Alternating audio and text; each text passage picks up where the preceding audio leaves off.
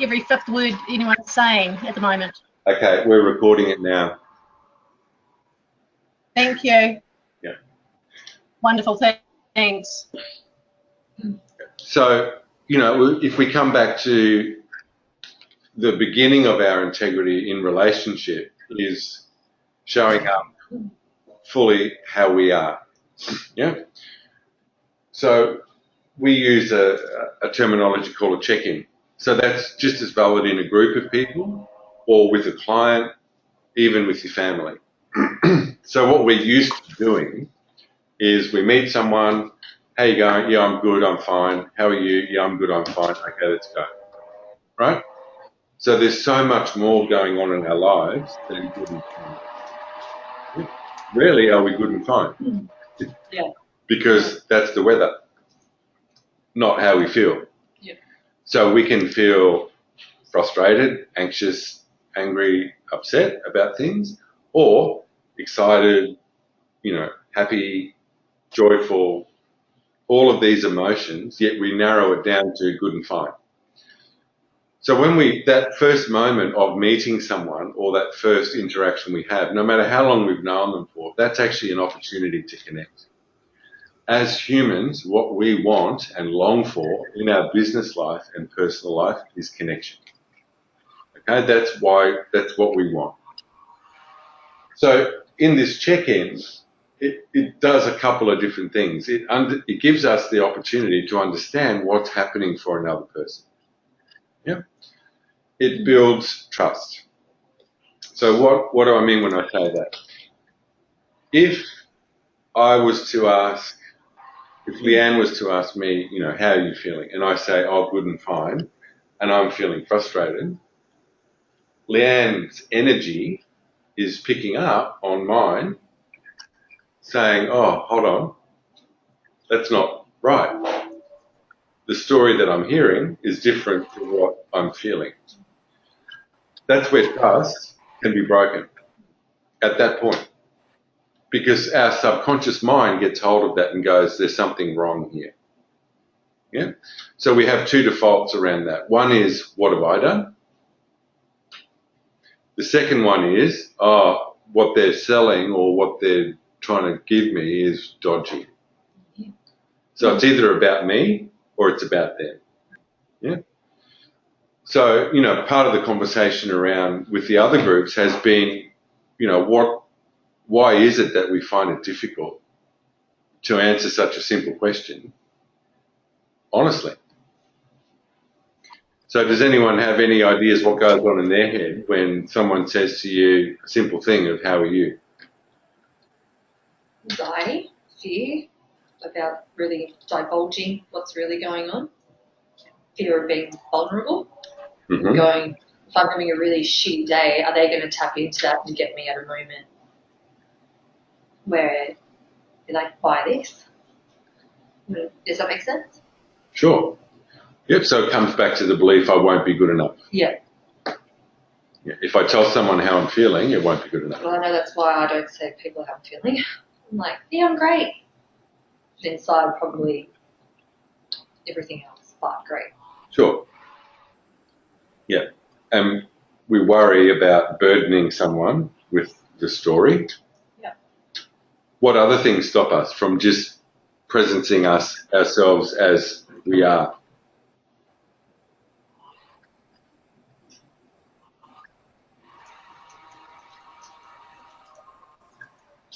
I think it's just something you've never done. How you going? To me, how you going, mate? That's all I hear. Not bad. Good. All right.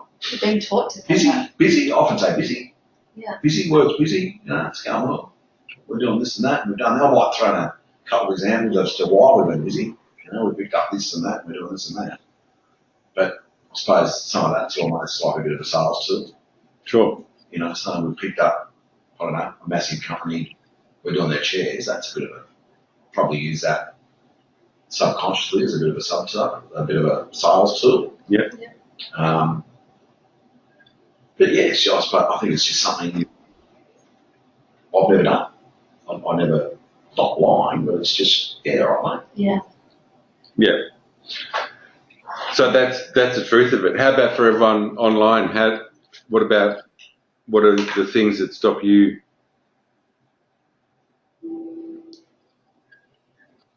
Well, kind of following that person who said that, it's kind of like sometimes you just say it, this is going to put me into it, but sometimes you just say it and don't really care what the answer is. Sure. Does that make sense? So then if someone says it to you, then you just think, oh, they're just saying it for conversation. They don't really care how you are. Yeah. Anyone else? Like, especially if it's just a fleeting comment, like, hey, how you going? Like autopilot. Yeah. Yeah. Yeah. So then the response is autopilot. Yeah. Yeah. So it's actually a meaningless conversation. Yeah. Small talk. Yeah. So if in our minds, if we can flip that, It comes out. having a meaningless conversation to a meaningful conversation, because that's an opportunity to connect. Yeah. So it's not, one of our fears is, oh, well, I'm going to have to tell them all everything that's going on. No, you don't. So I'll use an example. So I might have been, tailgated on the way to a meeting or experienced some bad driving. So I might be anxious and frustrated. If I walk in and someone says to me, how you going? Oh, yeah, look, I'm just a bit frustrated. And, some bloke was tailgating me. They go, oh, okay, then that feels right. What I'm hearing and what I'm feeling is the same thing. Chances are they've experienced that at some point in their life. So then we have a point of connection. Our stories have crossed. We've already got something in common. Yeah. So we forget that every other person on earth is experiencing life exactly the same way we are, with the ups and downs, the feelings, all of that stuff.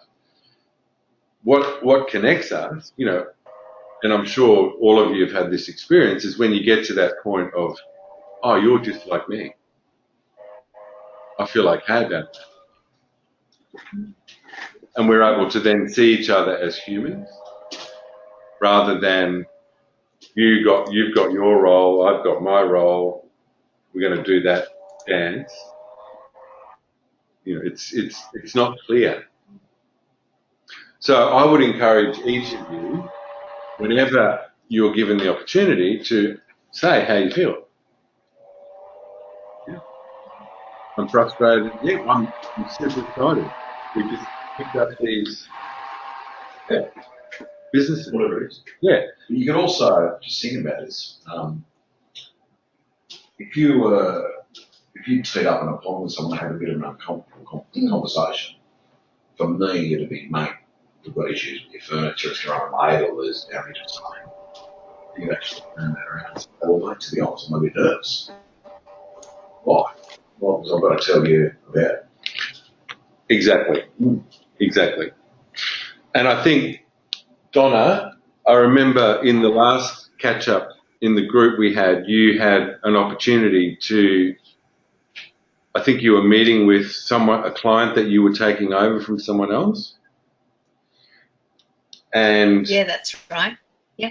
And there was the opportunity for you to presence yourself, by saying, oh, look, I find this a bit uncomfortable speaking on the phone. And the other person, if I remember correctly, said, yeah, me too. Yeah. Yeah. So there was a connection. So that's the perfect, all we're doing there is speaking our truth. So if someone said, as you said then, Mark, how are you feeling? Oh, I'm a bit nervous. Probably not a bad thing, actually. And I felt when I met her, I've met her face to face now, and I felt that when I met her, because the conversation, that phone meeting went so well, I felt that when I met her, I was much more relaxed. I felt that we'd already, like you said, made that connection. So I was, really comfortable when we met face to face. Awesome. Yeah. So, all that does is give us a chance to connect as humans. And that's who we are. Forget your role, forget all that. first and foremost, we are all humans, and we're all having the same stories in our head. Okay? Because we're always scanning on the slide deck. Our body's always scanning to find out what the other person's feeling. So if we set off a relationship on that note, you know, it may not feel like it's a big thing, but there's already a breakdown of trust, which just makes all of our jobs much harder. So Mark, an example of that, if you've had that, I'm a bit nervous because I've got to have this conversation, then, you know, the next time, look, I feel really good today because we sorted that out. There's actually there's a story that you're creating together instead of, yeah, fine. Okay, that tells me nothing about you. There could be, to be honest, I'm a bit uncomfortable about this meeting we're about to have. Yep. Take the elephant off the table. Because if you don't, the elephant sits there the whole time. And if you're feeling it, chances they are too. You know, because if you've got an uncomfortable meeting coming up, they'll have sensed into that, going, oh, okay, this isn't going to be all that flash. If someone just says, oh, yeah, this is feels a bit tricky. Yeah. So that's the check-in. So I encourage each of you, you know, just to practice that in your own way with anyone that you come into contact with. You know, take the time to really be authentic from that first moment. Because it's, you know, we'll look at it as we go through today. It's just a feeling. And the most important thing to remember about feelings are they're only telling us one of two things. The story that's going on in my head or what's happening around me. That's it. And it's only energy. We've given all of these things and feelings such power, but we're creating them in our own body. So it's just worthwhile presencing it.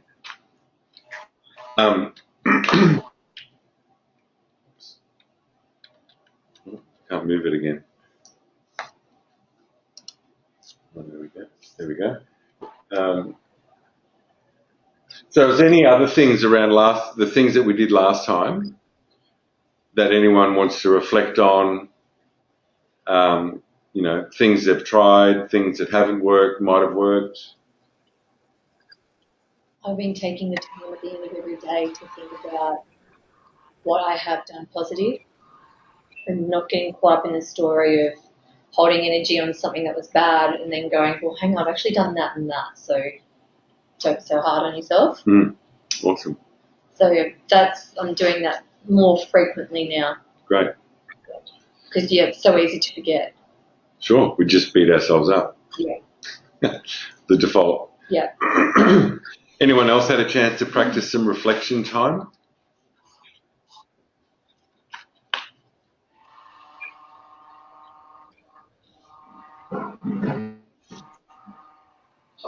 Something I've been thinking about. I think I find that You find that the hardest?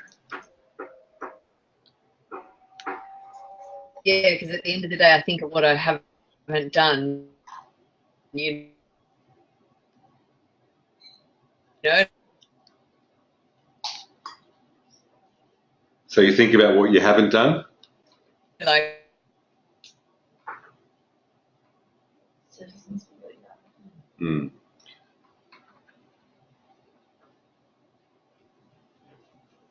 Sorry, Donna, we're not, I don't know if you're beating yourself up like, oh, I need that more. Can you hear me, Donna? Yes, I can hear you now. Yeah, I need to practice it more. Sorry, we just missed all that because I think the service just dropped out. Right. Sorry about that. Would you mind just repeating it? That's okay. Yeah, I said I definitely need to practice that more. Okay. Yeah. What do you currently, what kind of pattern do you get into now?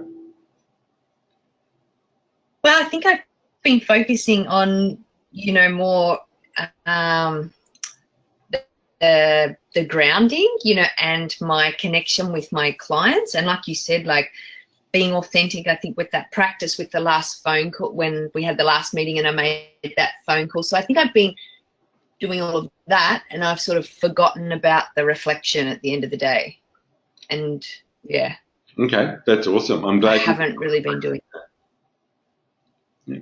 So this just serves as a reminder, because there's a lot of stuff that we cover, and so I'll keep reminding you each time about other things. So I want to just do a quick grounding, so you can take your shoes off if you want to, I want to encourage you to think of different ways of becoming grounded. So it's not about taking your shoes off, doing this each time. It can be as simple as when you're having a cup of tea or a cup of coffee, putting your phone down, enjoying your cup of coffee. How does this taste? When you're having your lunch, put your computer away, put your phone away, enjoy your lunch, be present with your food, be present in each moment. What's actually happening in this moment.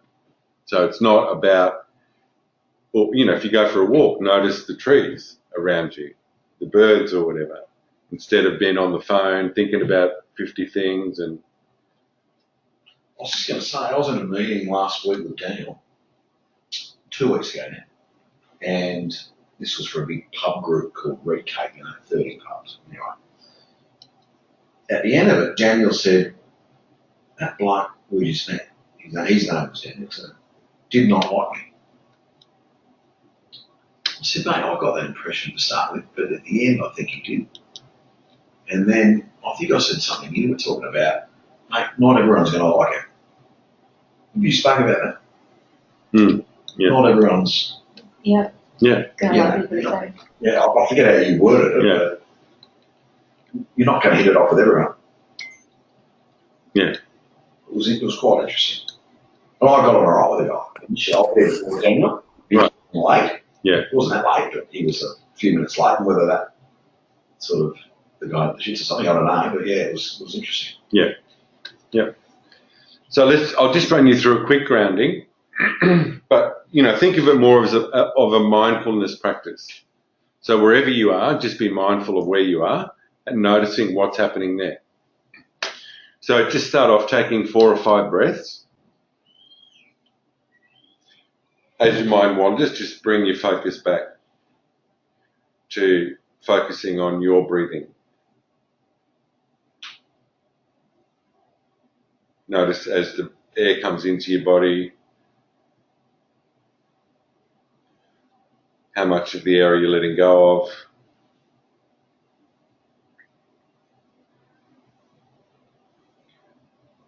Then bringing your awareness down to your feet and just noticing how your feet feel. And then bringing your awareness into your body, doing a body scan, just slowly up your body. Where are the spots of tension, pain, any energy in my body that doesn't fit?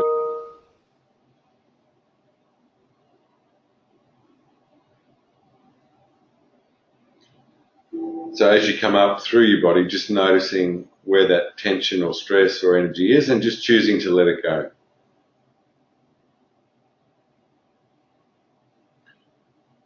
Scanning your whole body up, your legs, pelvis, stomach, chest.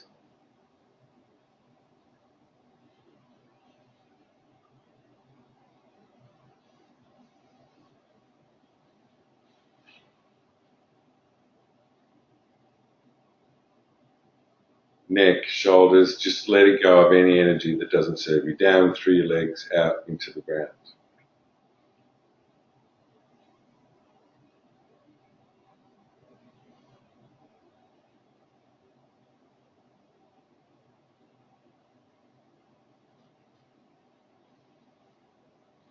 So as you've let all that energy go, now what I want you to do is ask the earth for energy that's going to support you and draw the energy up into your body that's going to give you life and support you.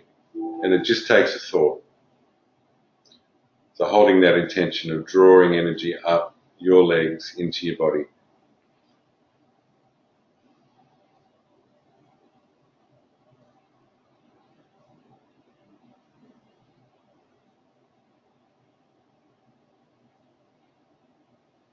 Filling yourself up with energy. Allowing yourself to feel that.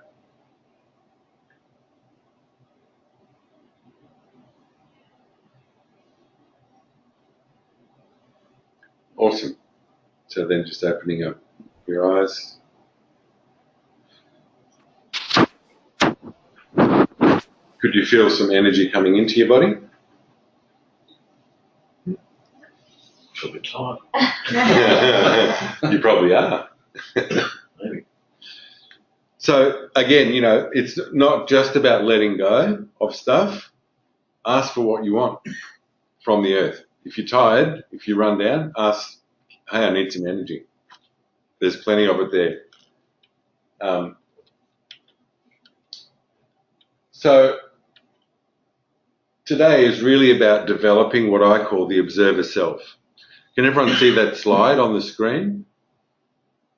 Yeah. Yes. Yep. So this is the ability of us to observe us. Okay, so what often happens is because we get caught up in our emotional world, we feel like our emotions are running the show and we feel like they are us. Yeah? They are just a part of us that has been created by us. So being able to observe them is a different kettle of fish than just being caught up in it. Yeah. Same thing with our story. We'll see how our beliefs shape our story. We've all got different beliefs, but what they do is create our story. The part that we've forgotten in our lives is that not only are we in our story, but we're also the storyteller. So we are in charge of the story that we're telling ourselves. What happens if we get into our victim mode is we believe that we're just in it. I've got no choice. Yeah? So the observer self is non-judgmental.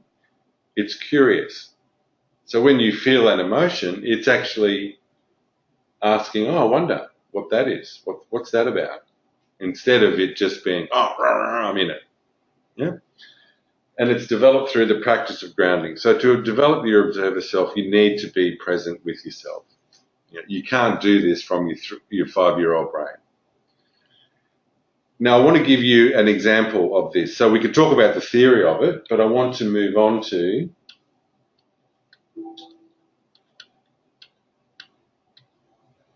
what we call think, feel, know. And I'm going to give you an exercise that's going to help you understand how your mind works. So when we talk about mind, it's much more than our brain.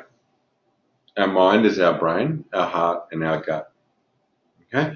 We've been taught to rely on our brain to try and do everything. It's clearly not working. We're driving ourselves nuts. Yeah? So there's a whole other part of us that we haven't yet discovered. So we'll do an exercise in just a sec that looks at the power of your heart and your gut as well. So, you know, that's a new concept for a lot of us, even just understanding that our mind is not our brain. It's not only our brain, it's our heart and our gut. And each of those three things have different roles, if you like. So I want you just to take a minute to write down an issue or a problem that you haven't been able to get clarity or to resolve. An issue or a problem that you've got, might be a big one, might be a little one, but an issue you have that you haven't been able to get clear about or you haven't found a resolution to. This is work related or whatever. work or personal, doesn't matter. I'm not going to get you to share the issue, so don't worry about that. We're going to talk about the process, not the issue. I don't know about you guys, but for me, when I ask myself that question, there's about 10 that line up.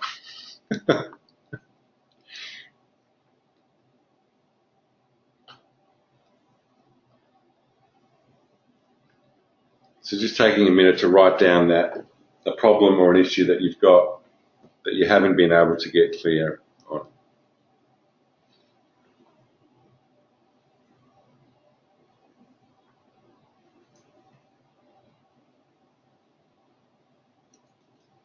Could be something with a client, could be something with a colleague, something with your partner, something with your kids. Doesn't matter.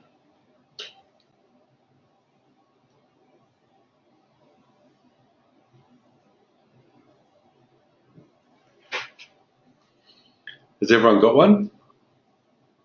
Yeah. Yep.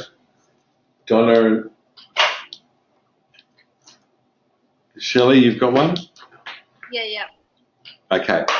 So I'll get you to put down your piece of paper, and I'll just sitting down in a relaxed place, and I'll get you to close your eyes for this exercise.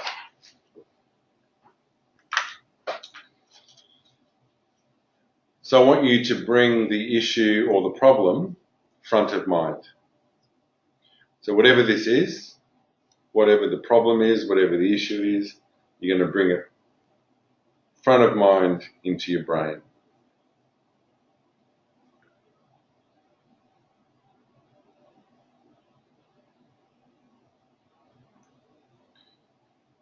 Okay. So then I want you to bring your awareness down into your body. And I want you to notice, so the observer self part of you, I want you to notice how your body feels as a result of this problem. So what feeling is sitting in your body? It might be sitting in a particular place in your body, it might be right through your body. Just noticing, firstly, what the feeling is, and secondly, where is the feeling?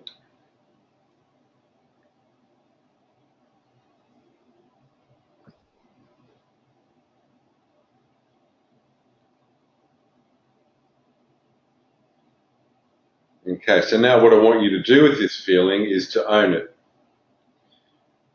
From your observer self, letting yourself know, I created this. It's in my body, therefore I created it.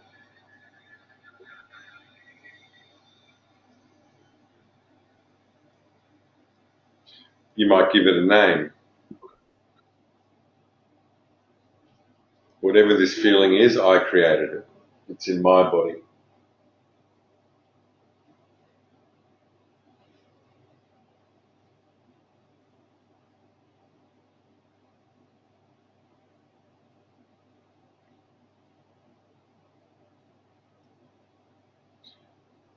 So then I want you to bring your hand just down onto your stomach area, right down low on your stomach, where your knowing, your gut feeling is, right down low. And I want you to ask yourself, what do I need? And see if you can bring your awareness down to that part of your body.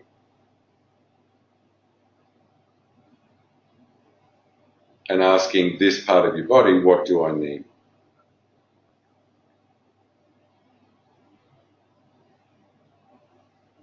Trying to keep your awareness down into the lower part of your stomach. What is it that I need?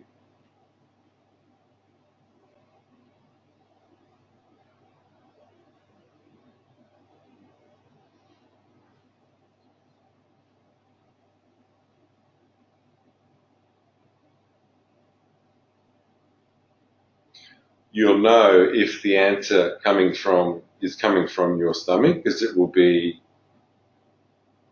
clear and simple. It might be a word, it might be a phrase. You'll know if it's coming from your head because it'll be a story. So see if you can focus on your gut knowing and listen to that area of your body. Getting a clear, simple answer.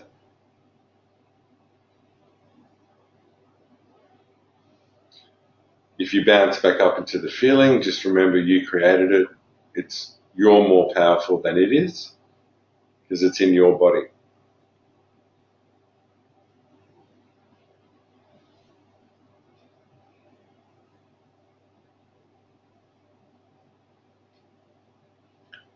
Awesome. So I'll just get everyone now to open their eyes.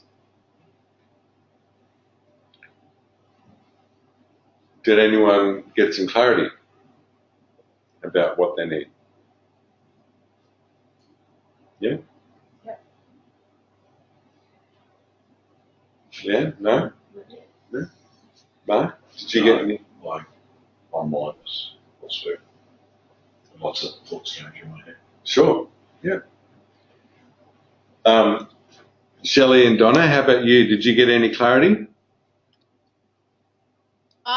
This is something I need to practice because I get clarity, but then all of a sudden I tell myself a story. Like I think about what I need, I know what I need, and then I tell myself how I'm either not going to get it or how it's going to be hard for me to get it, what I need.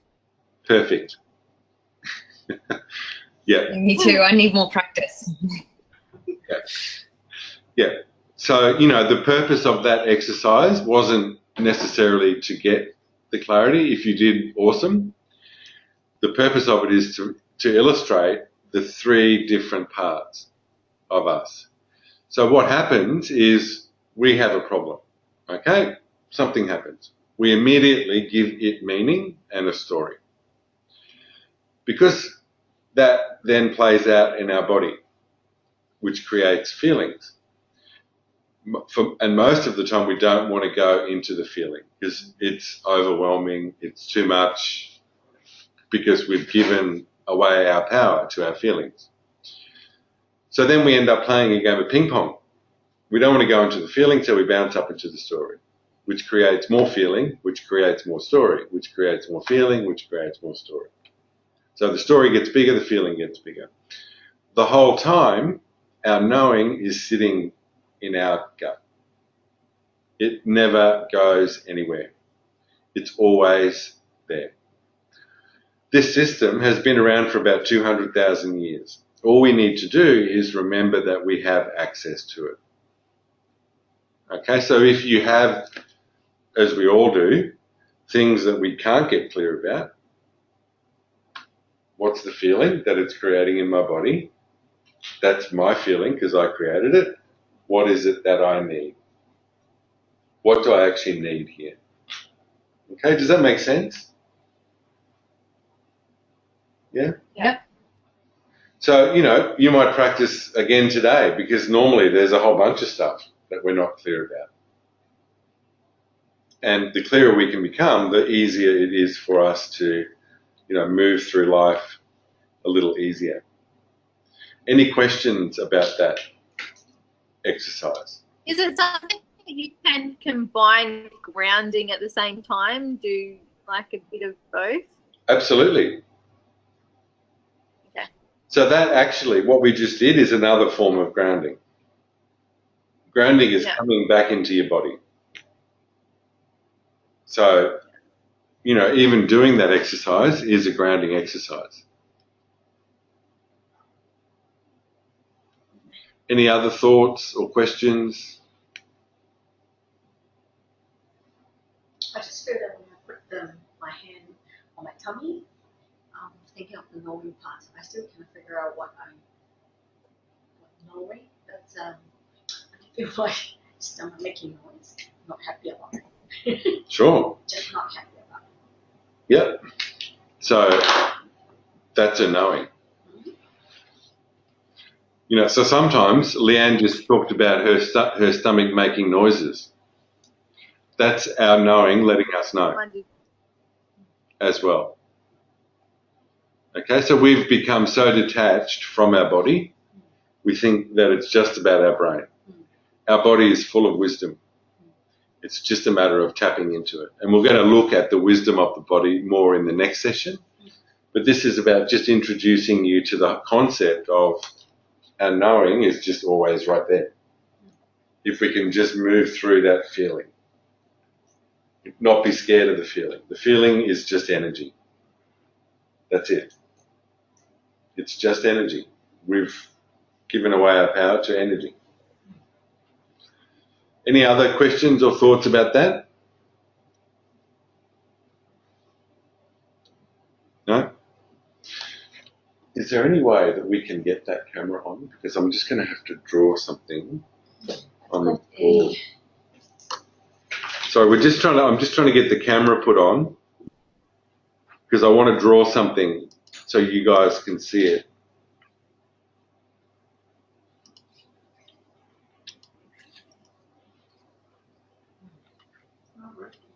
Yeah, it's just not. Is it turned on? Is the camera on? Usually, Yeah, it's on. yeah, it's on. Usually this button will be green, Yeah. same as this. But yes, yeah, it's not. So you got a webcam, but you You won't let us share it. I'll have both, so they can see that and also that image. So Or we can take that off. okay, so maybe turn that off. So that screen up there. That's to share the screen. That says that is shared to the I think airport. And click on hide. So at the moment, obviously, it is filming as you can see.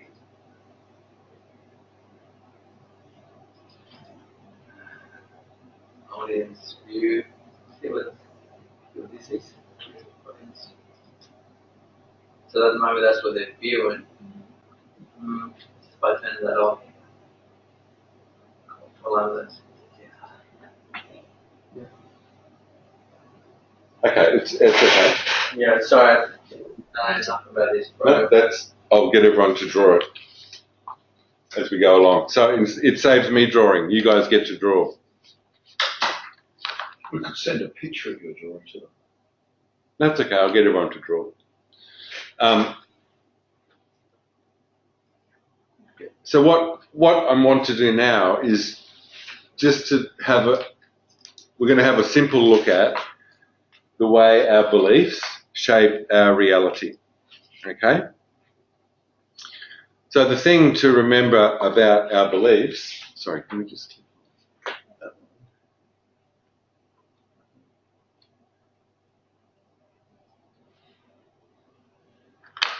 one? There we go.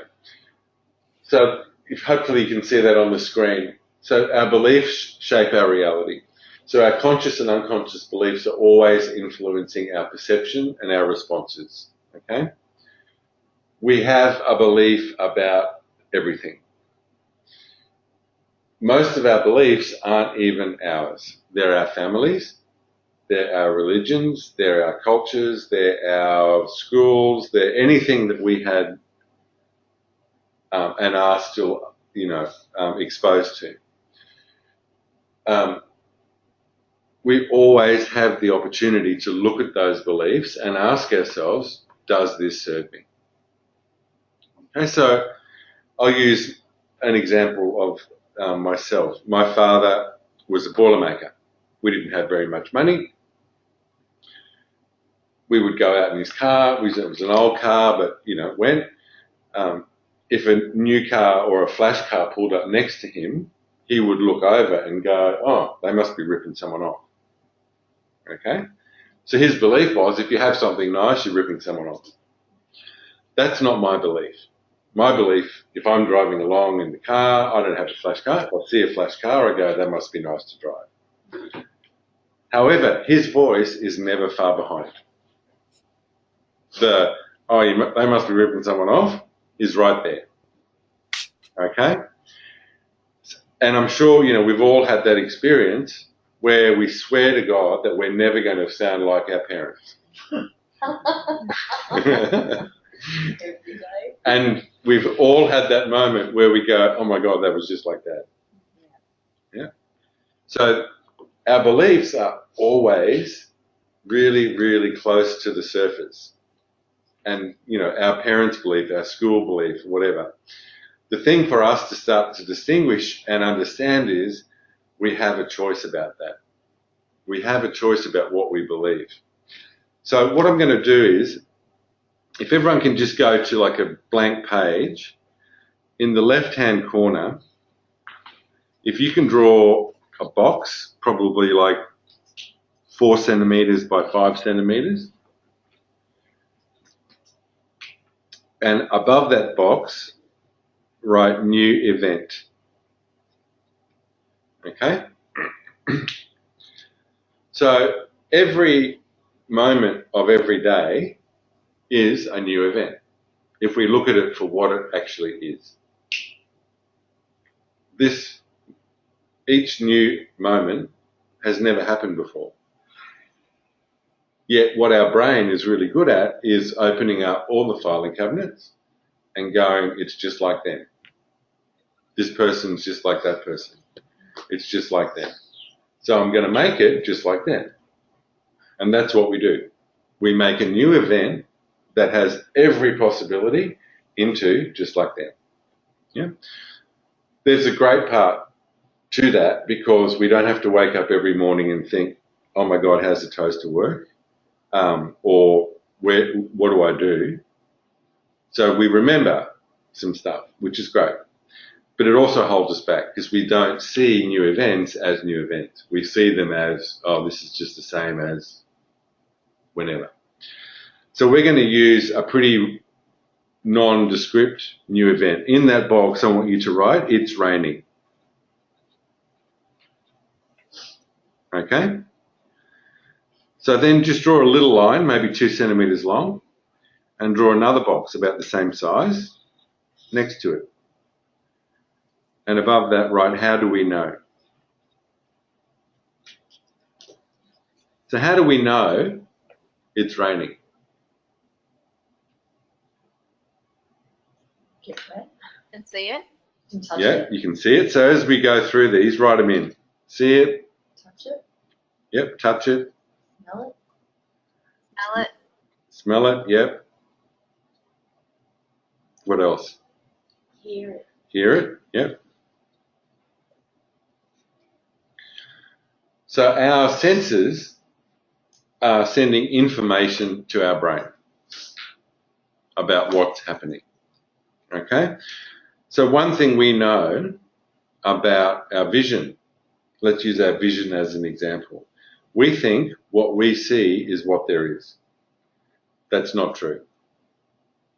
So if we look at something, we think that's what's actually there.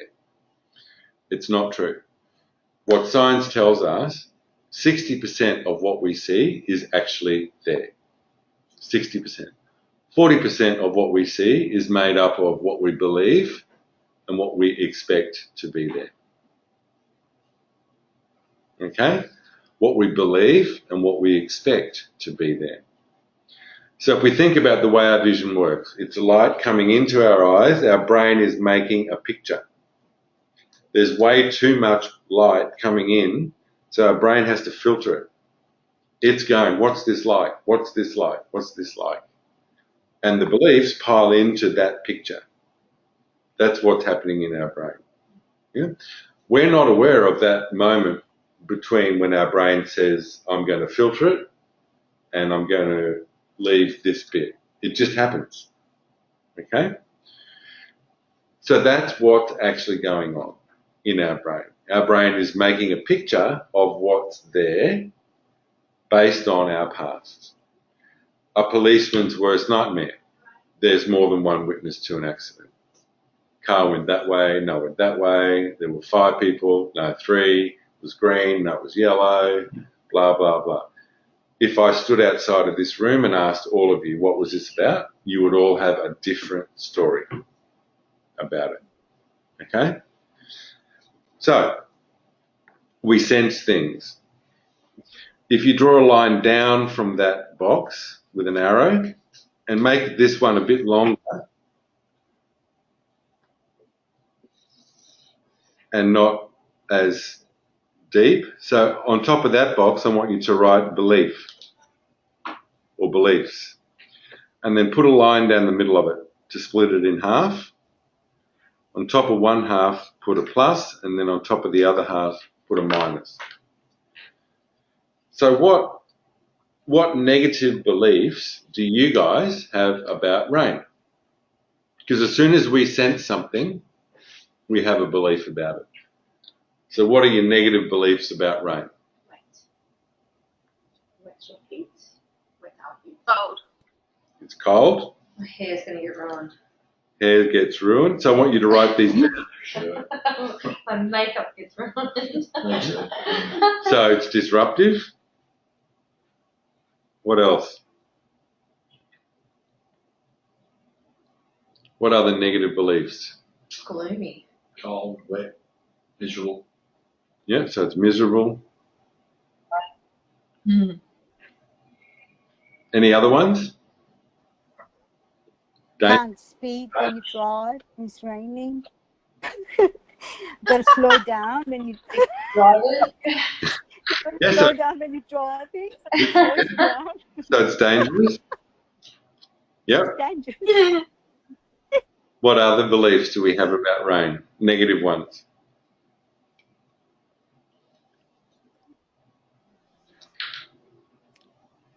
Any?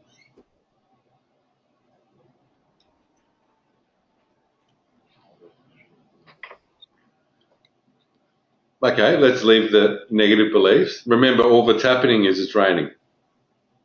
Okay? Before we know it, we're in that space, sometimes. What positive beliefs do you have about rain? I've got the same. It's in my head, in my mind. And we needed the rain. Makes the garden happy. My mother. Yeah, You need the yeah, we need You the hear it rain. every time. Yeah, we need the Every rain. time you hear it. Whenever it rains, someone always says, gee, we need We need that the rain. rain. Yeah. Yeah, so that's a positive belief. Yeah. We need the rain. It makes the garden grow, so it's life-giving. So filling up this positive box now with what we're hearing. What other positive beliefs do we have about rain? Nourishment. Yeah, We won't have a drought, so we have water reserves. yeah, so it fills up the reserves. Have a couch day. Yep, so it's cozy. Netflix day. Yeah, Water is life. yeah, so it's life-giving. If there's no water, there's no us. What about fun? I don't know about you guys, but I remember as a kid, I used to run around in the rain. And the puddles. Yeah, splash in the puddles, so it can be fun. Okay, so here we are. There's a new event. It's raining. We've sensed it, and before we know it, we've gone into either a negative or a positive view and a positive, negative or positive story about the rain. Okay? So if you draw another line down and across a bit, so this is on a bit of a diagonal, an arrow, and then another box about the same size. And on top of that box, write feelings. And then positive and negative. So our beliefs start in our head, but they live in our bodies through how we feel. Okay? A belief always creates a feeling.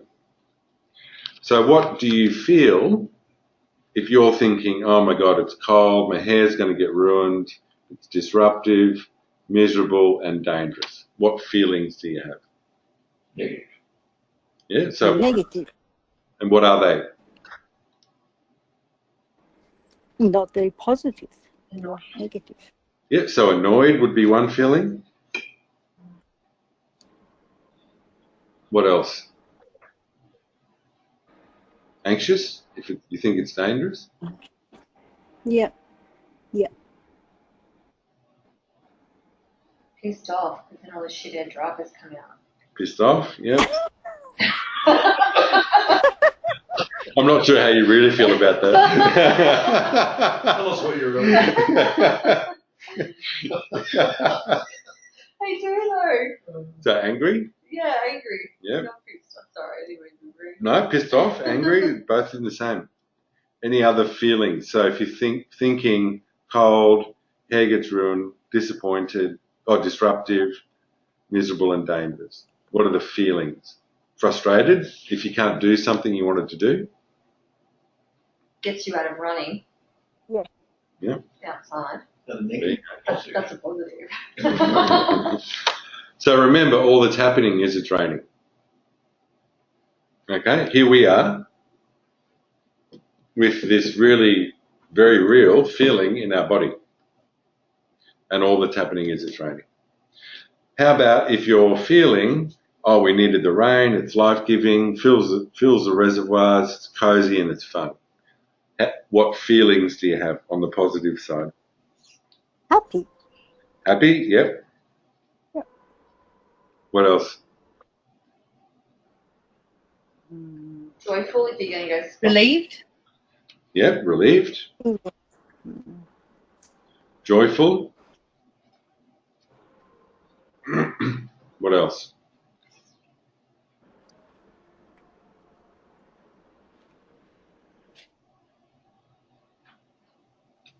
Excited? Glad it's the same as having fun. Excited? Excited. What They'll be else? at my desk. What's that, mate? They'll be at my desk. Just gotta bring your car. Oh, yeah, cool. Everything up? Do you want me to do it? Or all good? You have to climb over, mate. James, question. So we've got happy, relieved, joyful, and excited. Okay? Remember, all that's happening is it's raining.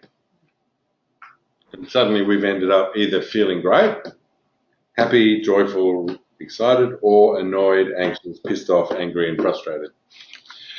So if we draw a line up on a diagonal, so we're kind of going to loop back, and one last box, that if you can fit it in next to the beliefs one, line down the middle, and above that box write reactions, positive and negative.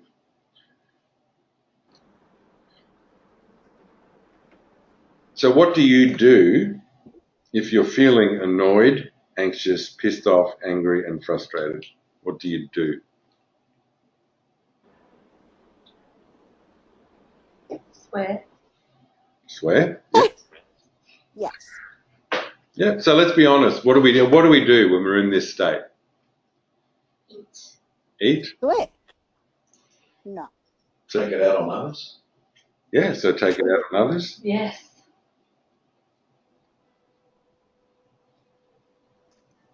Any others there?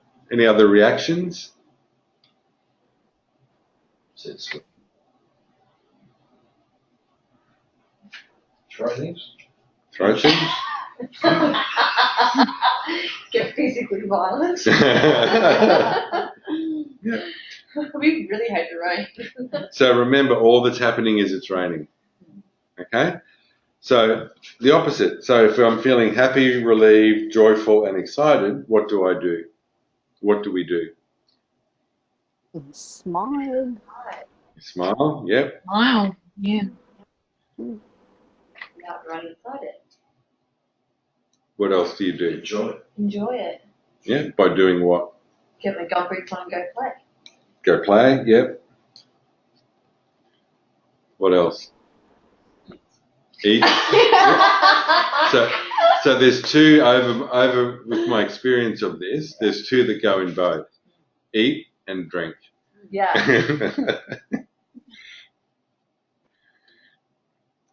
So if we look at the negative column on the reactions, they're about disconnecting. So we can write disconnect at the bottom.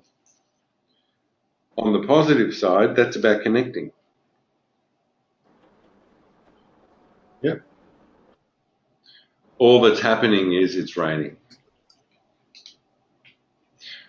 So we can put anything, any moment of any day in that new event box. Exactly the same process happens. We see, hear, smell, and feel it, whatever's happening, We have a belief about everything, positive and negative, which creates a feeling, which creates a reaction. This is just how we do life. Yeah. The piece that we don't understand sometimes is that both of these options are available to us at any point in time. All we need to do is flip it. So again, this is all about self-awareness. Today's session is self-awareness. What am I actually feeling? All that's happening is this. The story, the meaning that I'm giving the event is my story and my meaning. The other person will have their story and their meaning. Yeah. There's one exception to this. There's one thing that we can't put in this box, and that is physical or emotional abuse. Okay? Because that's exactly when our 5-year-old lizard brain is meant to kick in and go, get out of here or fight. Yeah? So that's, if we're physically endangered, this doesn't matter. Thankfully, most of us aren't emotionally and physically endangered at any point in most of our days. Yeah, we still have that fear-based reaction. So this is how it plays out. We sense it, we have a belief, creates a feeling, creates a reaction. We need to remember that we can flip it. So for those of you that can't see, I've got my hand up and it's flat. On the top part of my hand is one choice, and if I flip my hand, the bottom part is the other choice. Both of these options are available to us at all times. Does that make sense? I suppose there's times you just can't see the positive of. You know, if you're really pissed off, and, I don't know, you've got to a venue and someone's, I don't know, whatever's happened. Yeah. Sure. What do you do with it? You can't see the positive. Remind ourselves. So this is all about awareness. What am I actually experiencing? So the thing to tune into, the only thing that's real in all of this is our feeling. Because that's what's inside of us. That's my experience of this event. So Mark, that's a great example. So if you walk into a venue and it's all gone arse up, okay? You notice, oh, the feeling. Annoyed, angry, pissed off, angry, frustrated. Can I flip it? That's an event. It's happened. Not much you can do about it. Because this doesn't actually help us do anything about it by feeling annoyed, pissed off, angry, and frustrated. So what are the positives? Because you know they're out to do something else. Might give you some ammo next time. Mate, what happened to that meeting? It is what it is. Yeah. It is what it is. You know, whatever story I give it is exactly what I'll create. So the question for you is then, what do you want? What do you actually want? What do you need? Not going into those old things of, oh, this is just crap. Yeah. How about for you, the ladies, I don't want to say online. Ladies I think they've held the title now. Does this make sense? Yes. Yes. Yeah. Yes. So have you had any realizations or understandings as we've been going through that? Oh, absolutely.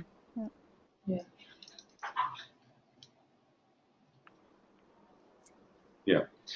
So, you know, the thing to remember is we are the storyteller.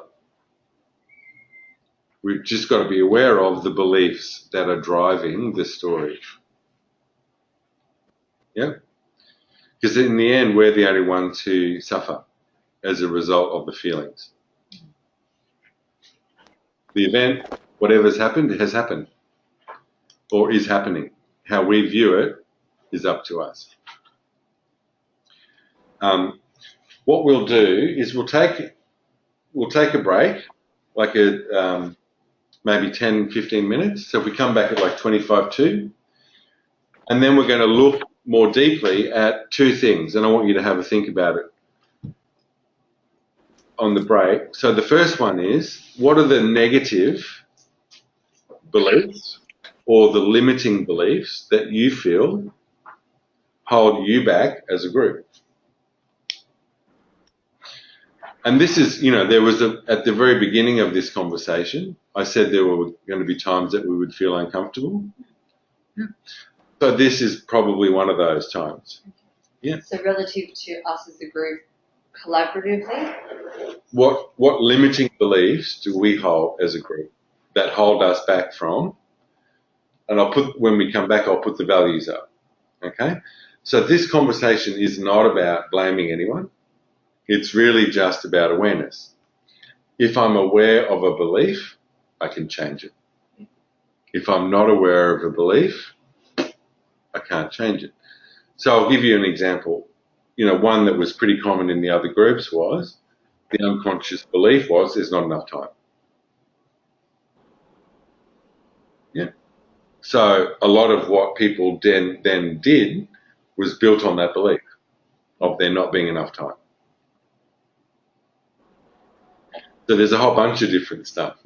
And then, so we'll look at the business first, and then I want to, ask each of you within your own lives, what limiting beliefs do you have about yourself? Yeah. And we'll just look at them and talk about them. Again, it's normal to feel a bit uncomfortable about this. So, it's not, we don't really want to, but my experience in the other groups and always with it is that feeling of heaviness when we think about, oh God, I don't want to talk about that, yeah, is transformed the moment we put it on. So the moment we go, this is a belief that I have, oh, that feels better. Yeah. I've just mentioned it. It's no one dies in the process. So it's just the awareness of it. And if you're aware of something, you can change it. Okay? So we'll come back at about 25 to. Does that work for everyone? Yep. Yep. Awesome. The other. For myself, but it's just sometimes you still lose it, and that's all. Criticize myself and saying that was the wrong way. But Eddie and I did a great session with a client. Well, not a session, but it was a very successful way of what you need, what I need. Where do we go from here? So we can tell that story next time. But that was a very successful way of, do you want to share that now? Yeah. Do you want to share that now? Because that might use to others. If we have time. Yeah, if we have time. So sure. We had this client. I'm just going to close the door because I'm doing a promo there. Just excuse me for a minute. So we got this client that she's been every forum, every training, she sits on the side of another client. She whinges about the MK. She whinges about support. She just whinges. So I've been hearing that from a few clients, and sort of Eddie and I know her, the way she's been operating. And it's been new, it's wrong. So last Monday we had a training with Debbie. There was like 100 people there, and she positioned herself next to another good client of ours, and she started whinging to her. Where the client came and told me, because clients like us, clients know how we look after them. So it was very unusual for someone to come and be so negative. So I had a chat. I wrote an email with a lot of facts. So I went back to reports, where she was supported, where she got, how she declined. I put it all in an email. I sent it to Eddie Norcross. I said, Eddie, have a look at this, see what you think, because I'm starting to get livid about this because we need to do something. So what I need, what you need. So Eddie read the email. He said, yes, I agree with some points, but I've got to take some fire out of it because I put some emotion in there. Yeah. And Eddie did the right thing and took some emotions and some fire out of it. And we sent it to the client, and the client response was so candid, was exactly what we wanted. So she agreed basically that she's got some personal anger issues, and she's seeing an NLP consultant to solve this. And she knows that she takes it on other people, and happen to be me, or whinging. So she realized with all the facts and figures what we've done, we haven't shortchanged. It's just a story in her head. By us opening clients, opening accounts in another suburb near her, we took clients away from her. And I said the demographics of where you are and where that suburb is completely two different demographics. So anyway, so we have got to a point that she understands the way she was going about it was not right. We come to a mutual understanding. I gave her some plans where to go forward from here.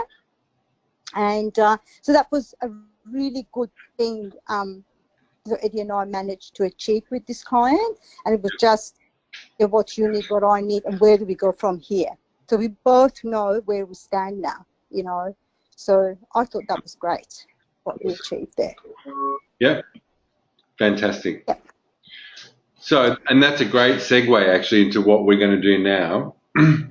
As I mentioned before the break, looking at our own limiting beliefs. So what was that lady's name, the client? Name is D. D? D. We call her D, yeah. As in D-E?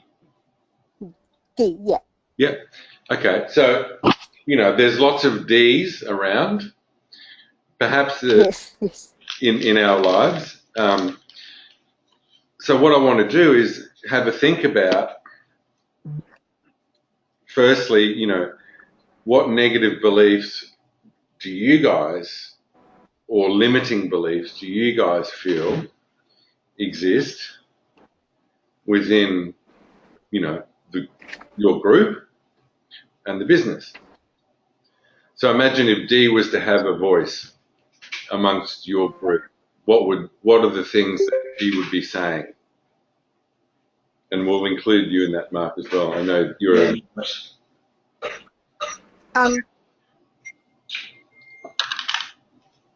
Yep. So, and again, what I want you to do is notice that there might be some discomfort around this. All we're doing, just as you did there, Rosita, was put it on the table.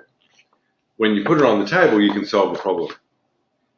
And normally there's a kind of a sigh. Oh yeah, actually, I believe that too.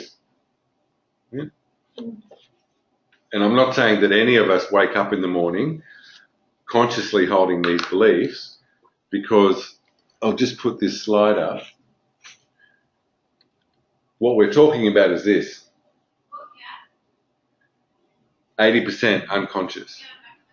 So these beliefs are going around in our head without us even being aware of them, and it's what holds us back.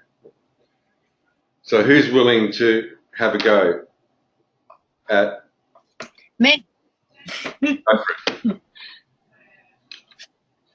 I've got one. When I have it's when I go to a clinic and I'm talking to a clinic owner and I'm talking to her about business things, I just have the belief that they think that, well, you work for the company, you don't own your own business. You don't, I don't know, like that I'm not on the same level as them.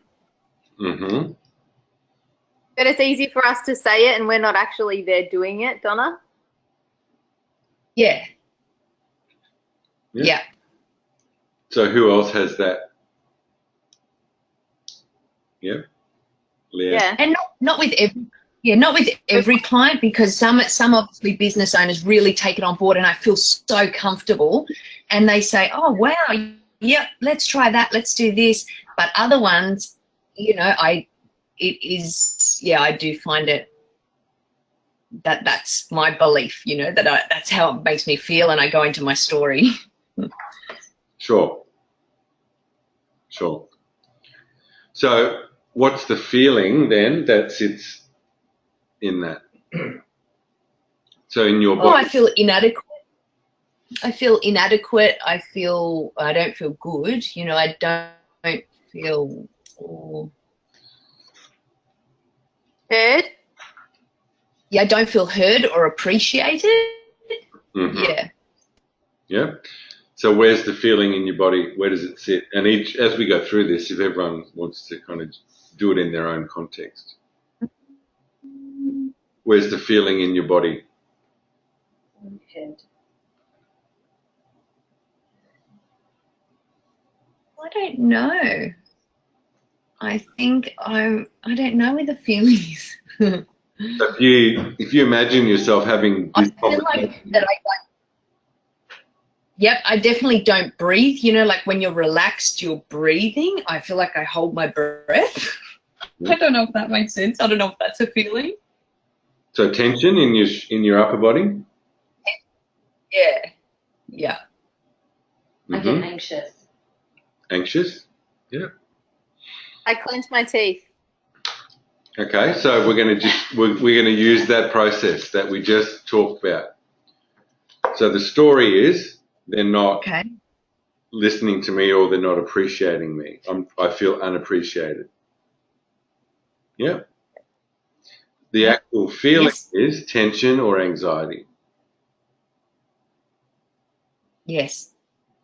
Okay, so you're naming it. Remember that you created it and it's in your body. So this is part of your story. Mm-hmm.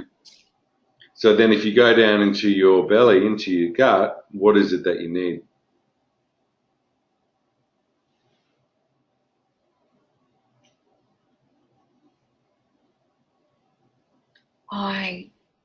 What do I need off the client? No, it could be off them or it could be from you. Or from me? Probably it's more to do with you than them. Confidence. I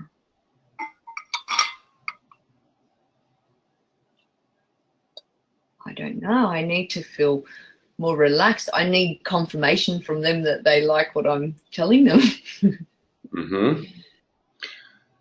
Okay, so I don't know. Okay, that's perfect. So maybe what you could do is ask them for feedback around what you're doing with them. Yep.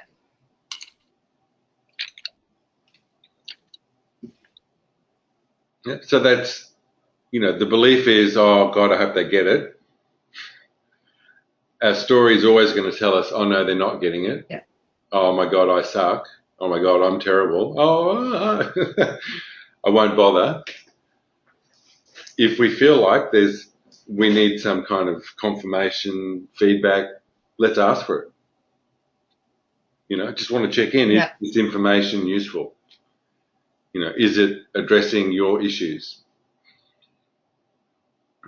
Yeah, that's really good. That's just a one-liner. That's a nice way of saying it, but direct. Yeah, I just want to check in. Is this of any use? Yeah. Which then flips it. So we flipped the story in our own head.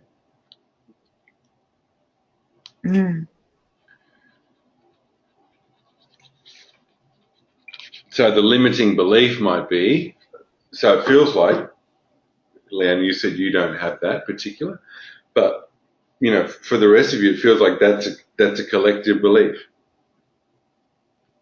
A limiting belief is we don't know what we're talking about so far as this is concerned. Yeah. Yeah. So again, it's just putting that on the table and saying, guess what? We believe this. What can we do about that? It's not bad or wrong or stupid or anything. It's just a belief. Yeah. So this is where we get that chance to be more vulnerable with each other, more open with each other. What are our actual beliefs that hold me back?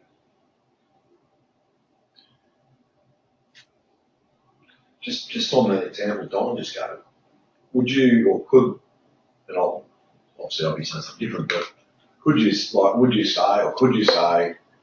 I don't own a clinic, put that on the table? I still believe in the product because of X, Y, and Z.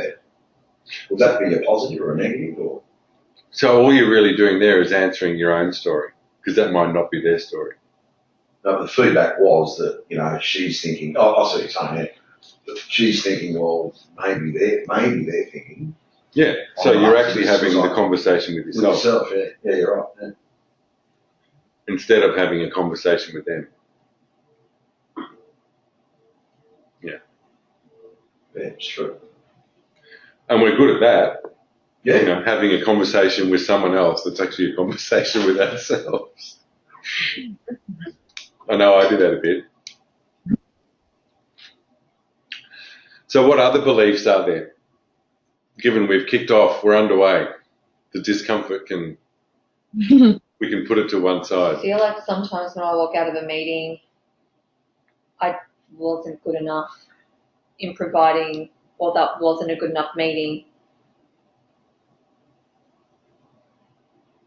How can I put it? So I have this one client that every time I go there, I just feel like it's just, for her it's obligatory for me to be there, and I'm running through different things for business development, and I always walk out of there feeling that I haven't done a good enough job because she's not in alignment, or I probably haven't asked her what she's wanting, where I'm going, blah, blah, blah, blah, blah. Let's grow your business. And she's probably just looking at me going, what do you want? Awesome. Does anyone else have that one? Where they walk in to a client, you're not really sure what they want, so you put on the full Shebang. show? Yeah. Yeah.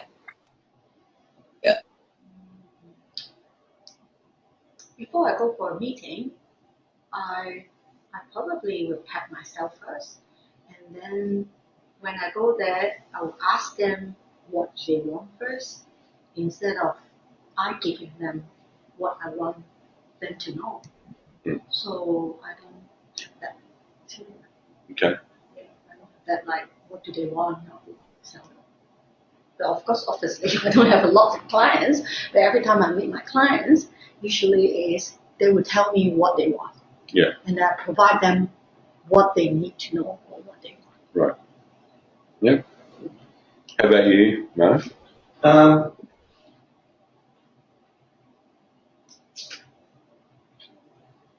Well, for me, it's probably a bit easier because, you know, I wouldn't start walking in and bet. I would ask what are you after? For me, it's either furniture or gaming chairs. But then, you know, if their replies a bit ambiguous, I might then go off on my spiel about what we do and how good we are and all that sort of jazz. But without sort of probably nailing down exactly what they're looking for. I definitely do that. Yep. So, you know, basically it's lots of different ways of avoiding creating clarity. So, you know, one of the things I keep coming back to is at the beginning of a meeting, perhaps, setting an agenda. So, you know, what is it that you want to get out of this? This is what I want to do. Let's put those things down. And then at the end, you know, the thing that really stuck in my mind is when we don't make that close. Yeah. At the end, we walk away going, blah, blah, blah, blah, blah. Yeah. And that's when all the stories start up.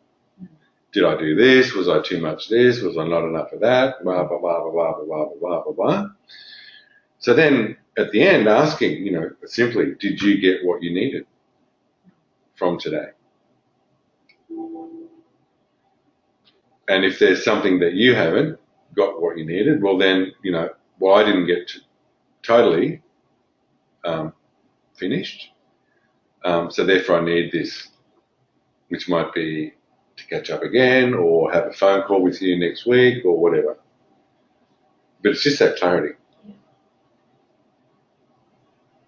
Yeah. And, you know, it's remembering in that pure sales environment. If you've arranged a meeting with someone and they've said yes, they have a reason for being there.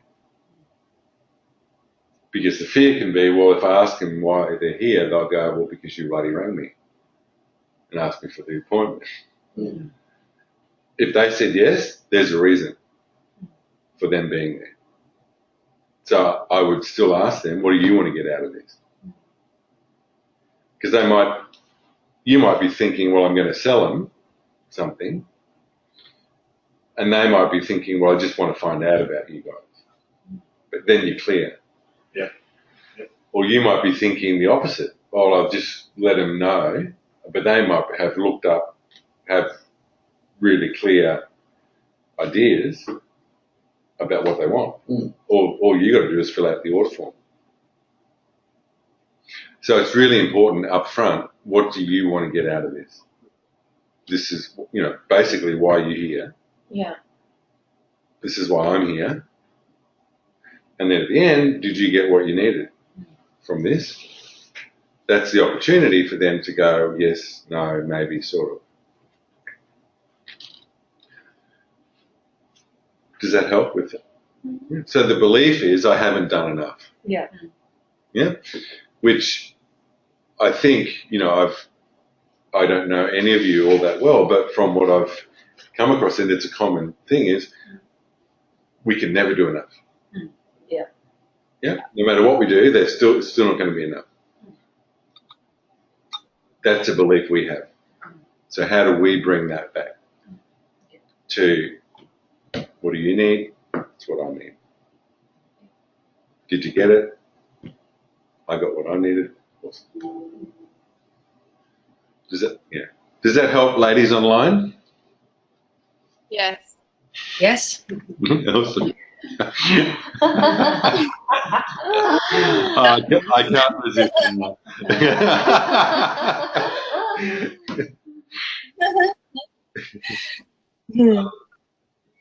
So what else, what other beliefs do we have sitting in the group?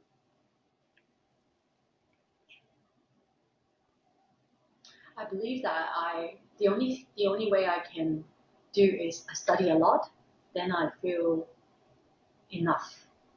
Mm-hmm. I feel inadequate because if I don't know much, or if I don't have enough knowledge about that, then I will not have confidence. I won't have confidence to do that. Right. But if I study a lot, or I get that certificate or academic, then I feel I really charge up full power and then I think I can do it.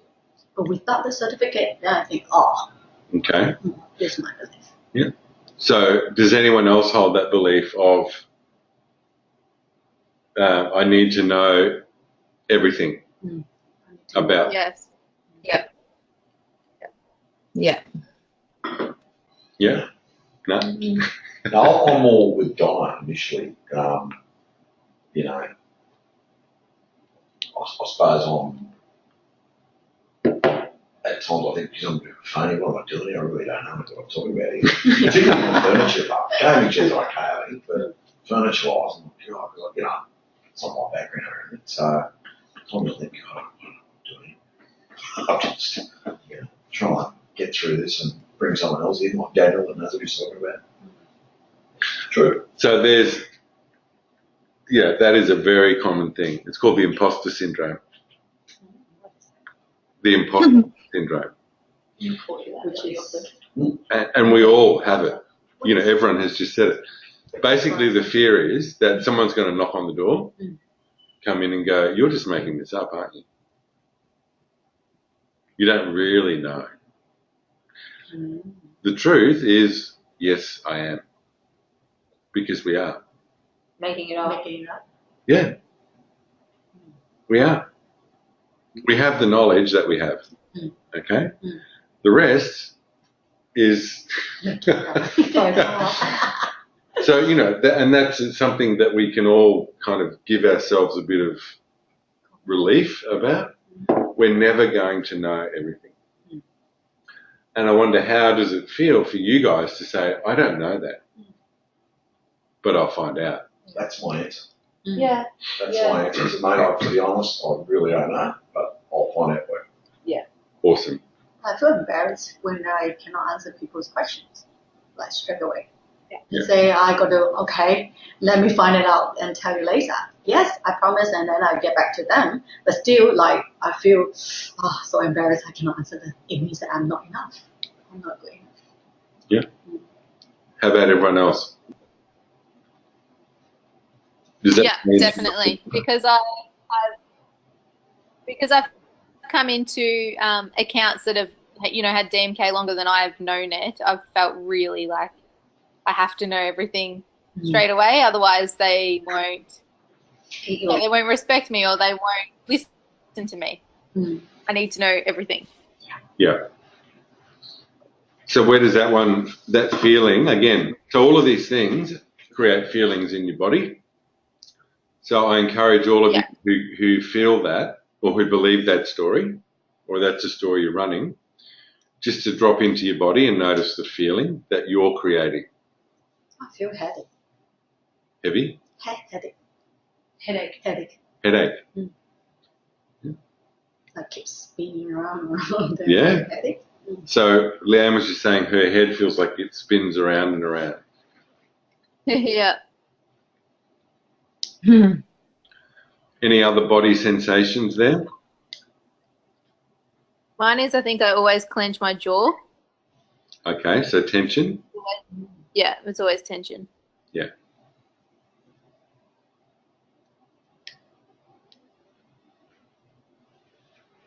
Any other ones?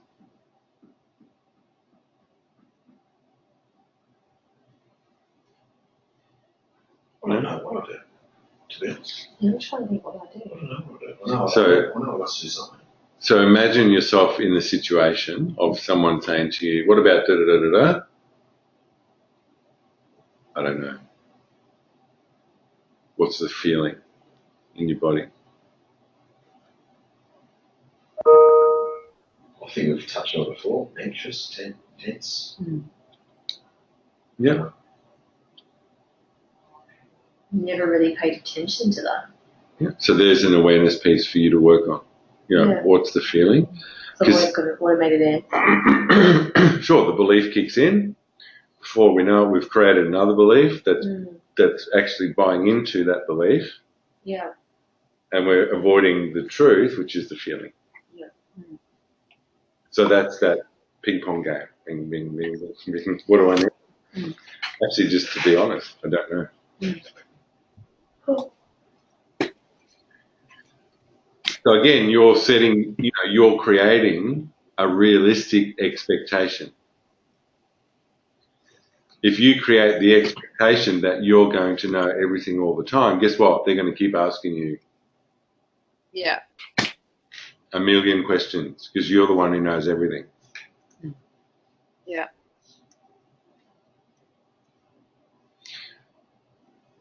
So it's not to say that, of course, we all need a basic knowledge of what we're doing, and the more we can know, it's great. But be aware when you have that feeling in your body, oh, hold on, there's the story of I've got to know everything. Instead of just going, I don't really know. I'll get back to you. Let me get back. So, if we were to sum it up, the unconscious belief is I should know everything.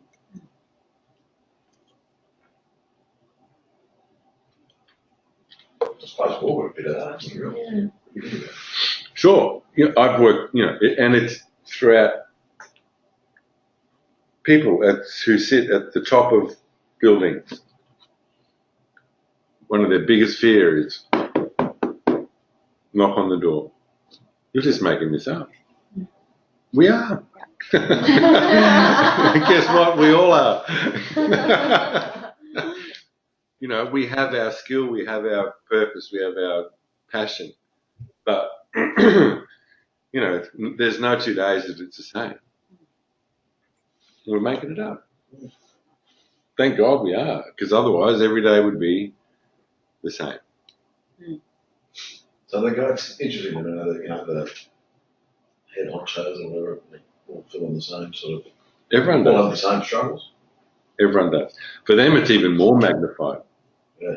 Because their whole story is, well, I should know everything because I'm it. You know, there's no one else up there. It's me. So they have it kind of even more magnified. Any other beliefs? Just touching on the imposter belief. When I came out of a salon, I was an account manager for another company, and they weren't nice people. But I had that imposter belief because I couldn't believe that I've got out of a salon and went into a account manager job. And I actually said that to my boss one time. I said, I feel like someone's going to knock on the door and tell me, you know, you're an imposter. What are you doing here, kind of thing. And instead of, you know, realizing my feelings and trying to, I don't know, trying to connect with me on it, she told me I shouldn't be saying that to a boss. She's like, you shouldn't be telling me that. Oh, there you go. I'm sure that helped in your trust. Yeah, it did. So then Yeah. shut up and just pretend even harder. Yeah. So, you know, that's, yeah. What do you say? Yeah, what do you say? Any other beliefs? We're going to. I cannot accept that I make mistakes. So one of the unconscious beliefs is we don't make mistakes. Or the accepting that we make mistakes. God.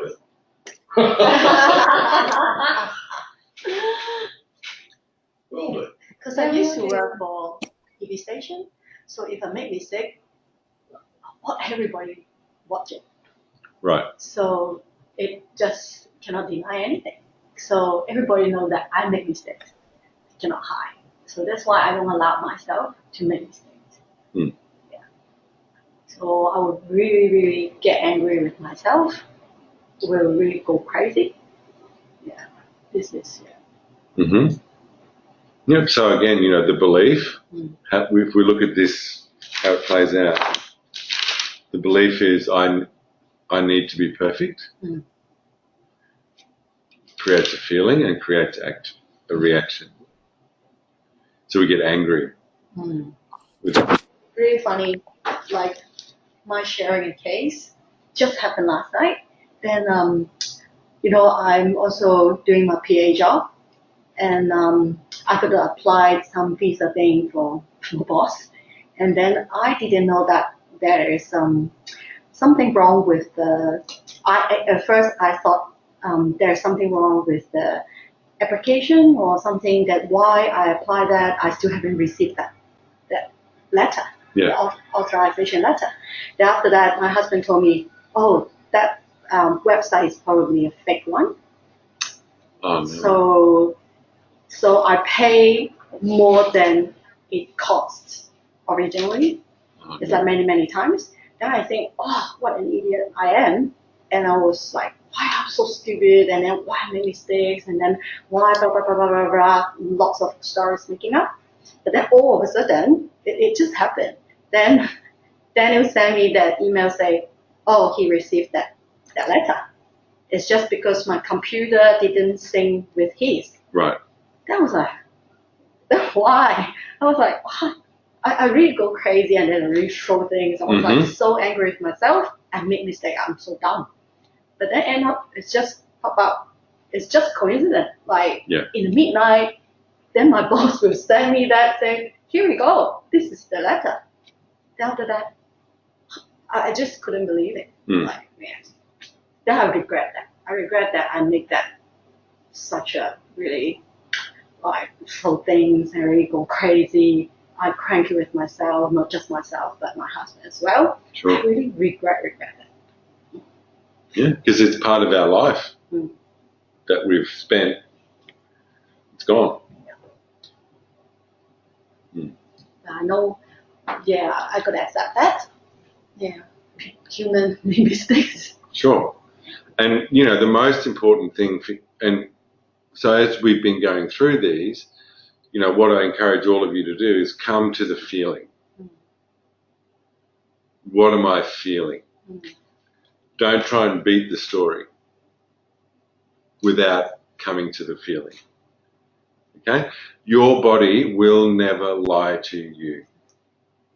So if you go back to that little flowchart we did with the beliefs, feelings and reactions, you can't be believing it's cold, my hair's going to get ruined, it's disruptive, miserable and dangerous, and feeling happy, relieved, joyful and excited.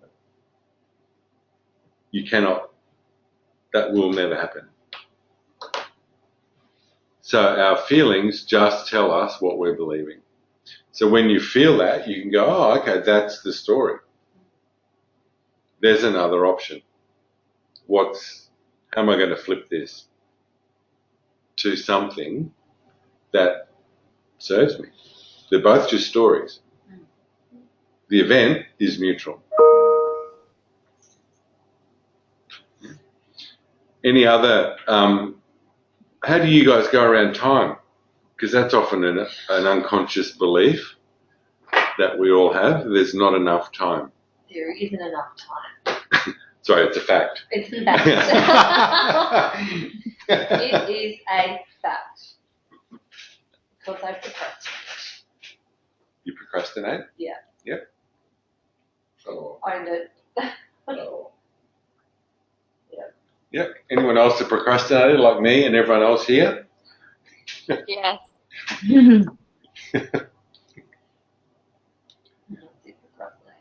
Yeah. It's just about awareness. Okay. The Indigenous people have a saying that I love remembering and reminding myself. Time expands and contracts to our needs. We have a fixed view on time. Tick tock, tick tock, tick tock. That's not really how time works, and we know that. I think we've all been in a situation where times feels like it's been a long time, and then moments where you feel like, oh my God, what happened? So time is again a perception thing. If we believe there's not enough time, guess what? There's not enough time. Another thing that ties into that is really being clear and having awareness around what's true about our work. Okay? An unconscious belief can be, oh, I can't wait to get to the end of that list, or get all of this done. Yep. Has anyone ever gotten to the end of their list? No. No. Take more pictures start. on. No. Yeah. You just think you're done and then it's like, oh no. So there's an unconscious belief that doesn't serve us and creates tension in our lives. The belief that one day I'm going to go to work and I'm going to have no list. Never. Never. So why do we believe it?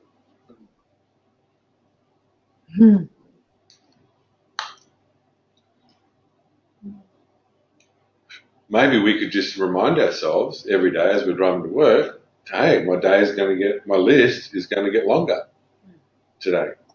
That's normal.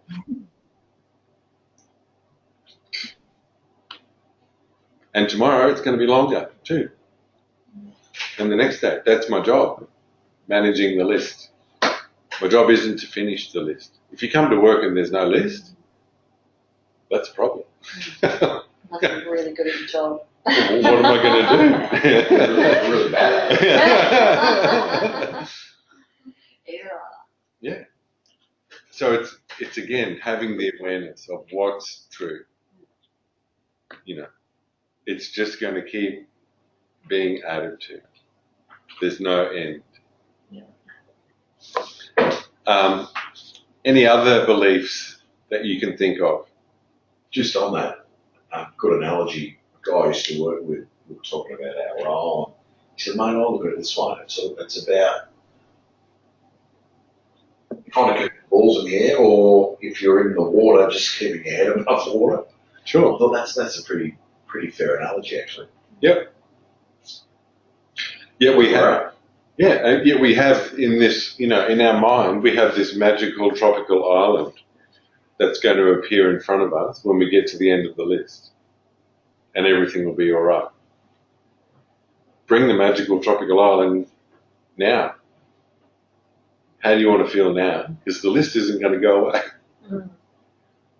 But what if we switch it like this is a list, just accept that, and then once you finish one, then you feel good to take it. Yeah. Yeah, I feel good. I don't. I know that I don't have to finish all, but as long as I take, I feel great. Yeah. So it's, what we're talking about then is celebrating the wins. Mm. That's a celebration. A tick next to something on a list, woohoo, done. Awesome. However you want to celebrate it. We forget to do that because we look at the listing again and go, oh my God, but there's so much more to do. Yeah, but I just did that. That's awesome. Woo. We want to feel good. Or we can go into, oh, I'm still not good enough because I've got so much other stuff to do. Blah, blah, blah, blah, blah, blah, blah, blah, blah, blah, blah, blah. Any other beliefs? Negative or limiting beliefs?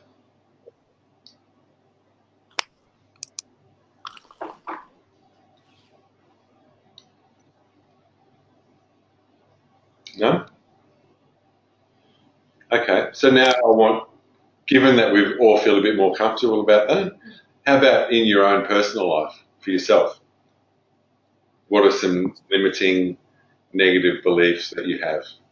More. Yeah, so maybe just write. Is that all day? We'll limit them to no more than 5. Again, the purpose of this is just awareness, okay?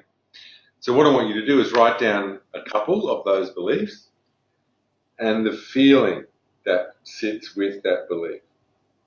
So the feeling that you create in your body around this belief.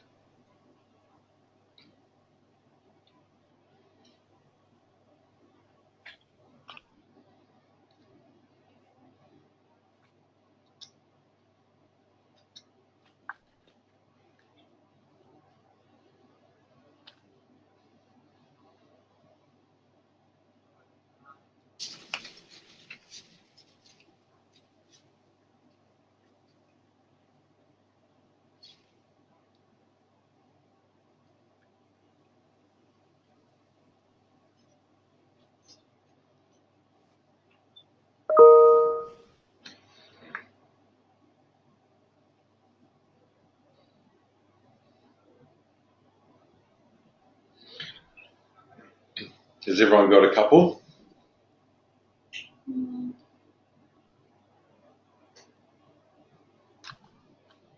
Yeah.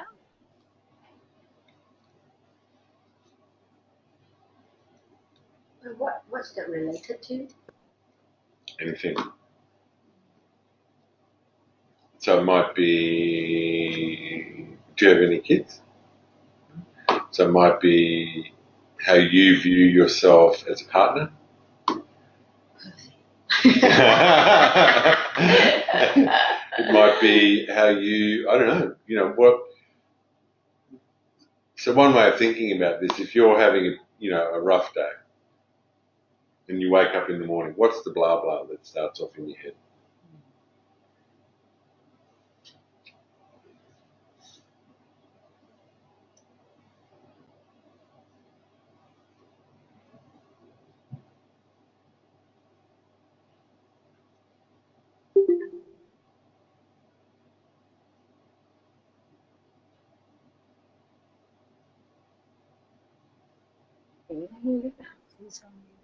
Alrighty, so what we might do, so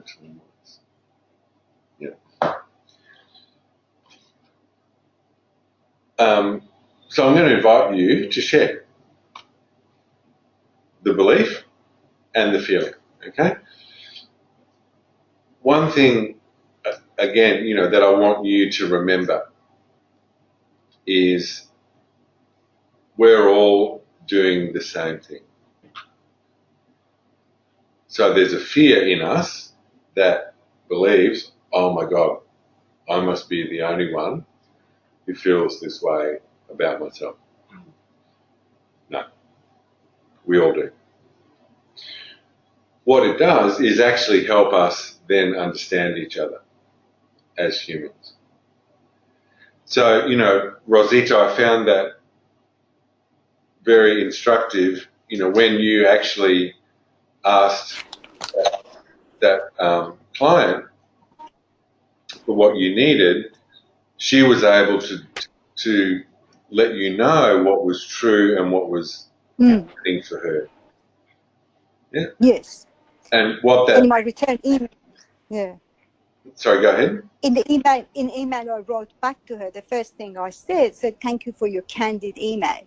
I mean, thank you for being honest, because, even though I knew her mental state personally, I knew how she was, but at least she admitting it and saying, I'm giving you a hard time because I'm having a problem with myself here. Yeah. But I have seen that before, and I said to her, I've got 4 or 5 clients the same, and they all have personal issues. That's why I always ease back, and I know, I treat them a bit differently. Sure. Yeah. So what would you say that ended up creating a better connection with her? A better connection, definitely on our side, but on her side, she needs to work on herself. She knows she's got a long way to go. She said, I've got a lot of anger in the mistake I've made in the past, and I'm working on it. So I think it will take a while for her to get back to that understanding, but at least she started something. It's better than denying it and beating everyone up every day because of the way she's feeling. So at least she's come to she's doing something about it. I think it's great. And I can work with her better now because I know she's doing something about it. Yeah, because you understand her. Yes. More. Yes. Yes. Yeah. Yes. So that's all it creates. Us sharing our beliefs about ourselves is basically we're saying to this person, this is my story. Yes. And that person then goes, oh, you're just like me. Yes. You struggle with that, I struggle with this, we're both struggling. It's not only about what we struggle with either, but they're often the hardest things to talk about. We also block off what brings us joy. Because we think we've got to be this monotone person or thing or machine that doesn't feel anything. When was the last time you went into a client? Oh my God, I feel awesome. Yeah. Because we feel like we've got to put the mask on, walk in. Oh yeah, I'm good, I'm fine. It's not who we are. It's not who we are. So who'd like to share about some of their limiting beliefs and how they feel about that? What feeling does it come with?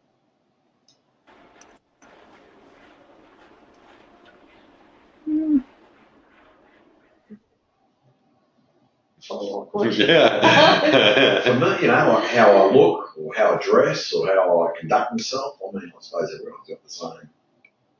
Yeah, so my appearance. Yeah. People like me. Yeah. Yeah. Does everyone have that one? No. I relate to that as well. Yeah, I did. Yeah. Yeah.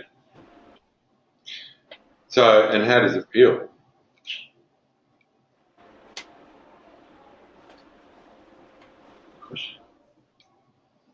Sorry. Anxious sparks. Yeah.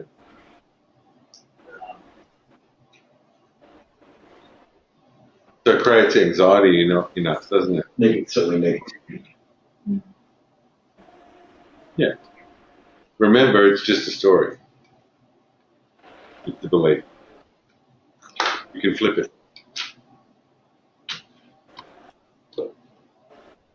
I look good. Feel good. Doesn't matter what anyone else thinks.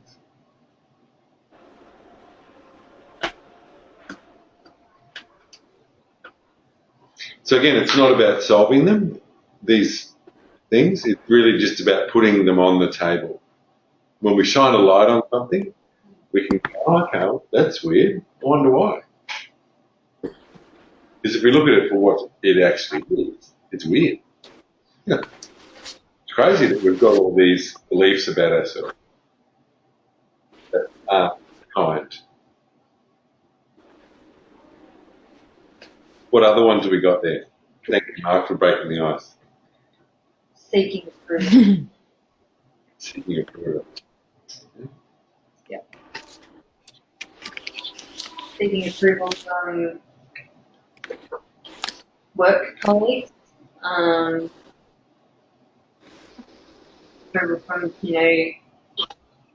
friends or partners. Mm-hmm. And what happens if they don't? Then I don't think that I'm good enough. Yeah.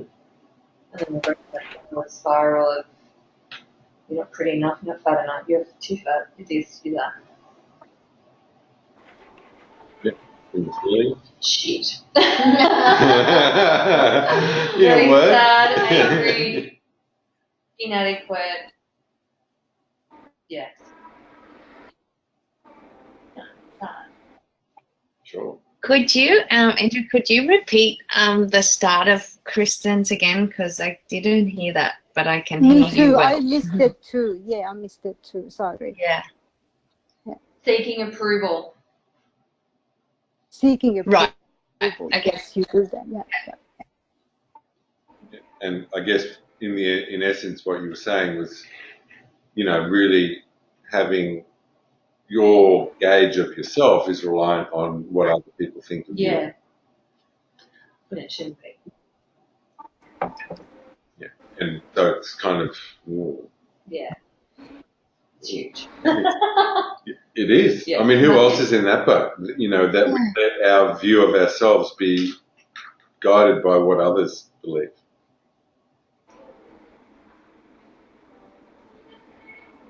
No one. Well, no, probably everyone for some extent, I would imagine. Ladies online, how are you on that one? Yeah. I don't say I'm a little bit sorry. I'm a little bit older than some of the girls, so I'm over that stage of, like I believe I'm a good person. I do the right thing. I'm authentic. But if someone gets me the wrong way, I can't help it. If someone wants to think the wrong thing about you, you can't. Like I don't know. It's just a view of you can't change. So I don't let it get into me at the end of the day because I think. Sure. I don't know. I don't let it get into me. No. And this isn't really even about what other people think of us. It's about what we do. We think of ourselves, our own belief about ourselves, which is what occupies most of our time. Any other limiting beliefs that we have?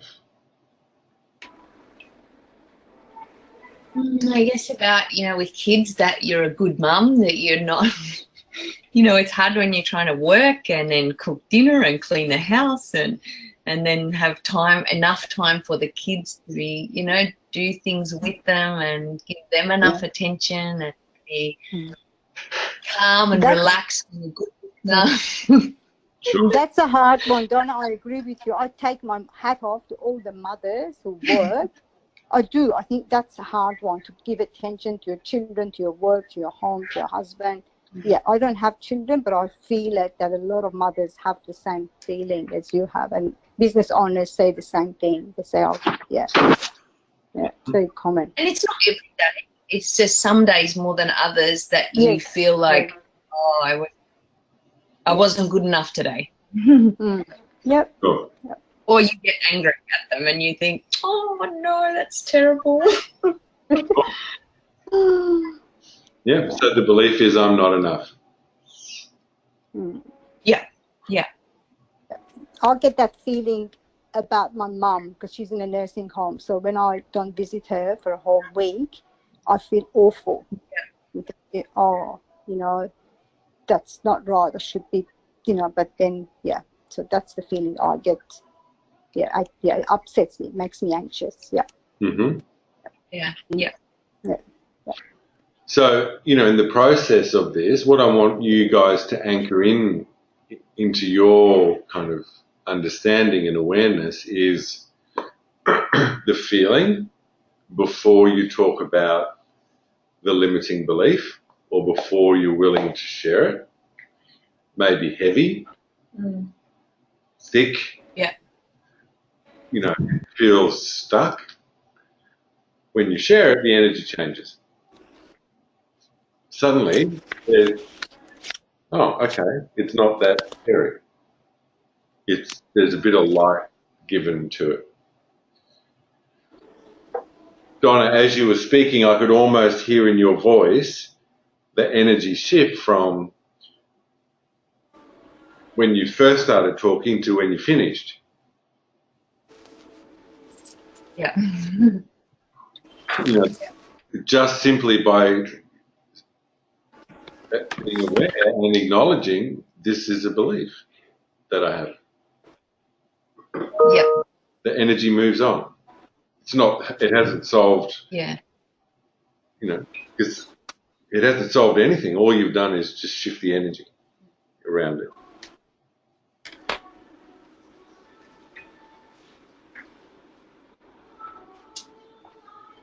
How about, Shelley, how about you? Any negative beliefs or limiting beliefs sitting there?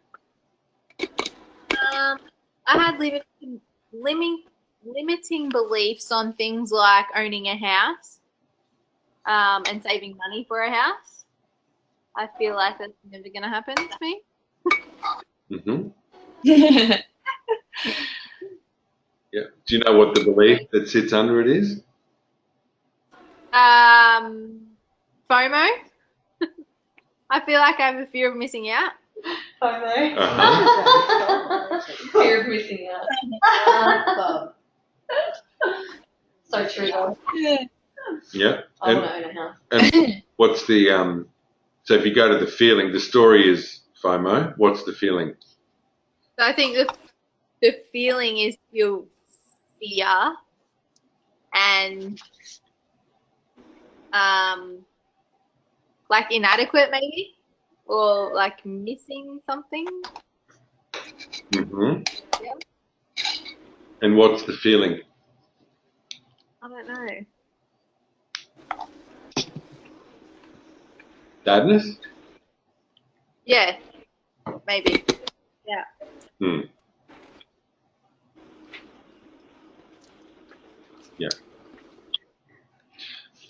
So, you know, if we chunk down on all of these stories, there's kind of sub-stories.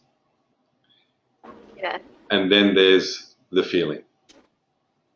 So if we could just use that one as an example, Shelley, are you okay with that? Yeah.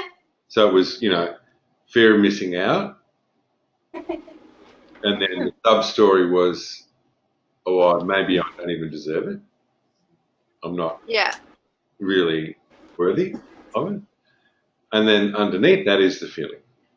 So that's telling us what's true.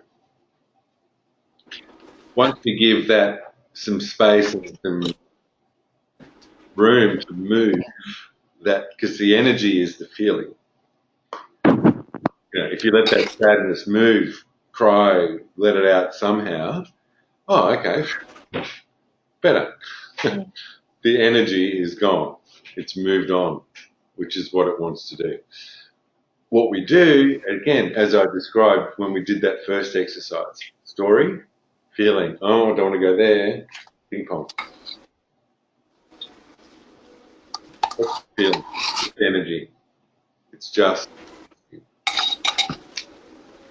So I encourage you all to keep the conversation alive about your limiting beliefs. And when you notice them in, you know, your group, put them on the table. if you shine light on it, it then becomes less powerful over us. It has less pull because remember, 80% of the time we're in our unconscious where these beliefs are running the show. If we just keep shining a bit of light in there, it shifts. Are there any? How do you stop it? Sorry. How do you stop it from coming back again? So there's lots of different ways of doing that. One is, the first thing we need to do is connect to the feeling, because that's where the energy of the story lies, is in the feeling. The second is remembering that you can flip it. Okay, so if you go back to that chart of negative beliefs, positive beliefs, there's always an option, always another option that you can flip it to. The first step of changing it is realizing that you have a choice. Yeah. And then having patience with yourself. Okay, because the perfectionist in all of us will go, right, okay, I'll have that one done by 5 o'clock tomorrow afternoon. And if I don't, well, this must be all a load of crap. Yeah, we set ourselves impossible targets. If I haven't fixed this belief by tomorrow, or, even by 5 o'clock today, well, I'm a loser, aren't I? These have been going on for a long time. Next time we catch up, we'll do an exercise that'll like release some more energy around this. But then also these beliefs are also part of our ancestral lineage. The science is discovering our DNA is not only transporting our physical makeup from our parents to us, it also transports our psychological makeup, i.e. our beliefs. Again, Indigenous people have known this for thousands of years. Science is now just starting to rediscover it again. So all of our, a lot of our beliefs aren't even ours. They come from,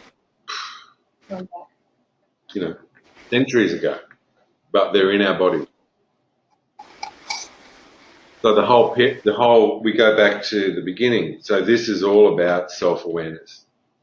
Okay, and the thing I want everyone to, if everyone can spend a bit of time every day on the observer self, what's actually happening? What are my beliefs? How do I feel? Not getting stuck in them, just observing them. If you start developing this, then you're not then the result of your feelings and your story. Any other questions, thoughts, reflections? We've covered a lot.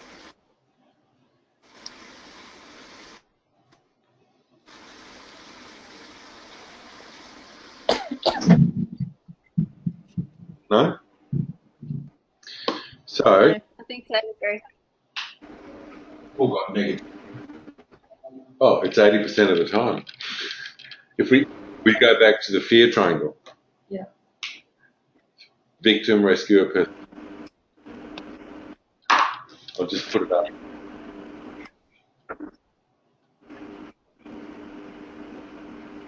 That's our life. Right there. Does everyone remember that triangle?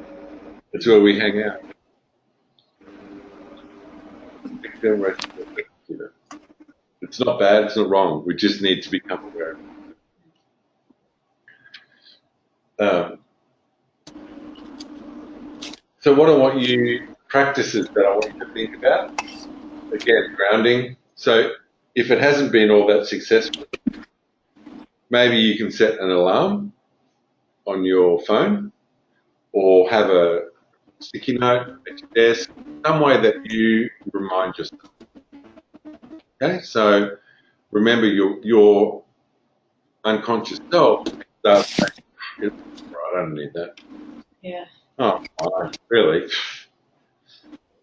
Just work out some way of reminding yourself. Second one, if we're looking at the story, so science has discovered that a really simple way of starting to change our story is writing down 3 things that we're grateful for. It sounds really simple. It is. So when you wake up in the morning and you're going, blah, blah, blah, blah, blah, I'm terrible, I haven't got this, I haven't done that, I've got to do this, blah, blah, blah, stop the story. What am I actually grateful for right now? Your brain goes, oh, okay, that's a different story. If we do that daily, your brain starts going, oh, okay, there's another option. I can flip it from I'm not enough to, well, what have I got? So gratitude is a really important one. And also within that, take time to recognise the people around you. So we're really good at picking up all the things that everyone hasn't done. Our partners, our kids, we're great. How often do we tell them how much we appreciate them? Or thank them for the simple things.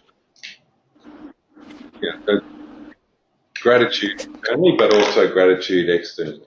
When was the last time you went up to someone here in the office and said, awesome, thank you so much, I appreciate that.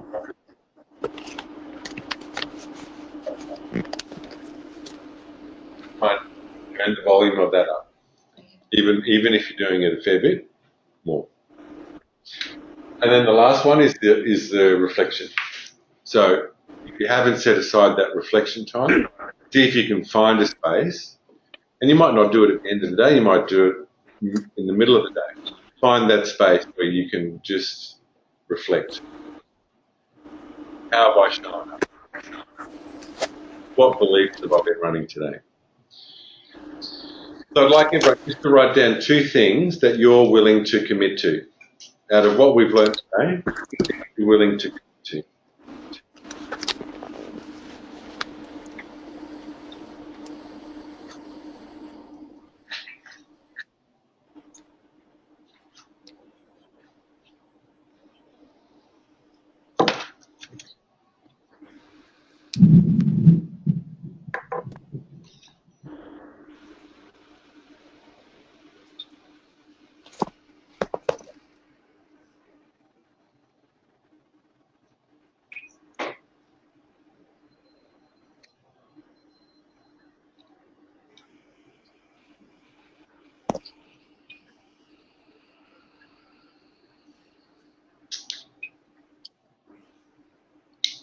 Okay, we might start with ladies online this time.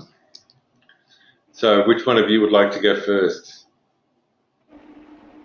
I'll commit to grounding, and just when I do go for my walks in the morning, being more aware of my surroundings and the stretches and all of that kind of thing. And then from there, I will try to ground myself during the day, be more aware of it. Mm-hmm. And definitely self-reflection at the end of the day. Awesome. And reflect on other ways that I could have handled certain situations or done handled meetings or. Yeah. Or maybe run another belief. Yeah.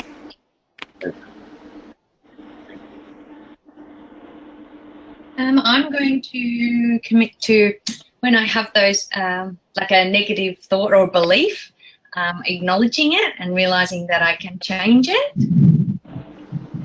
And I didn't do the self-reflection after the last time. I concentrated on the grounding. So I think I need to now add that in and do the self-reflection.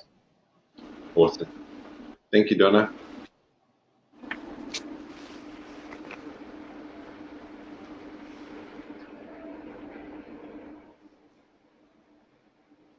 Rosita, are you there? Yes, I'm here. I'd like to pay a bit more attention when I'm aware of something, to which part of my body I feel it. Yeah. I haven't sort of paid, just but I want to pay attention to that feeling and which part of my body it goes to. That's a really, so, as a reminder for everyone, bring it into your body. Yeah. Where am I feeling this? What's the feeling? Where is it? Because then it gives it an anchor somewhere. It's not. Yes. It's not just this thing that takes over. Yes.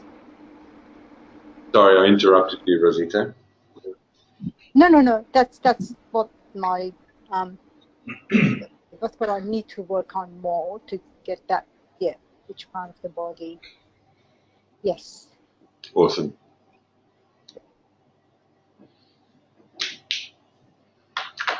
Ladies and gents, here. I've just written down a few things, not necessarily three. Positivity. Under that, turn negative thinking into positive, so flipping it, not attempting to flip it. Yep. Means they might be on the flip. Exactly. I'd be a bit stuck. What's that word? Spatula. Got it. Something is in there, what I'm grateful for. So, I've just written here, why so bad. And looking to go. Awesome. Yep. So, that's another thing to practice. You got the answer. You have the awareness to just ask it.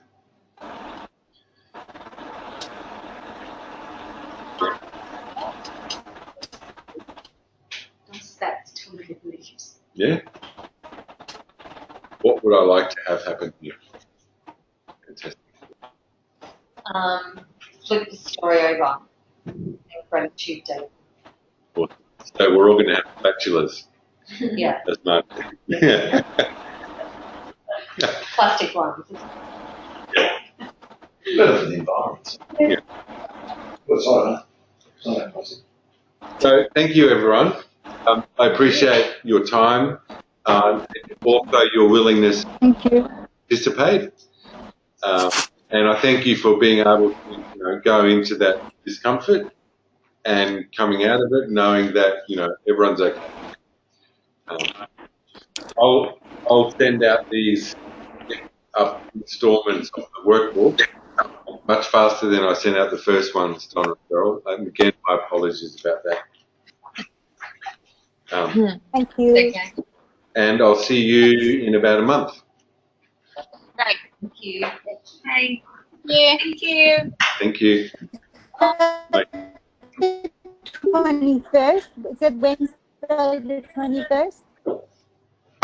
Let me just have a look. Tuesday the 20th. March. Yeah. Yeah, Tuesday the. Tuesday the- Tuesday the 20th. 20th. Is that the Yeah. next one? Yeah, Yeah. I'll be. Okay. Thank you. Thanks, Kate. Yeah. Thank you. Bye. Broken Hill.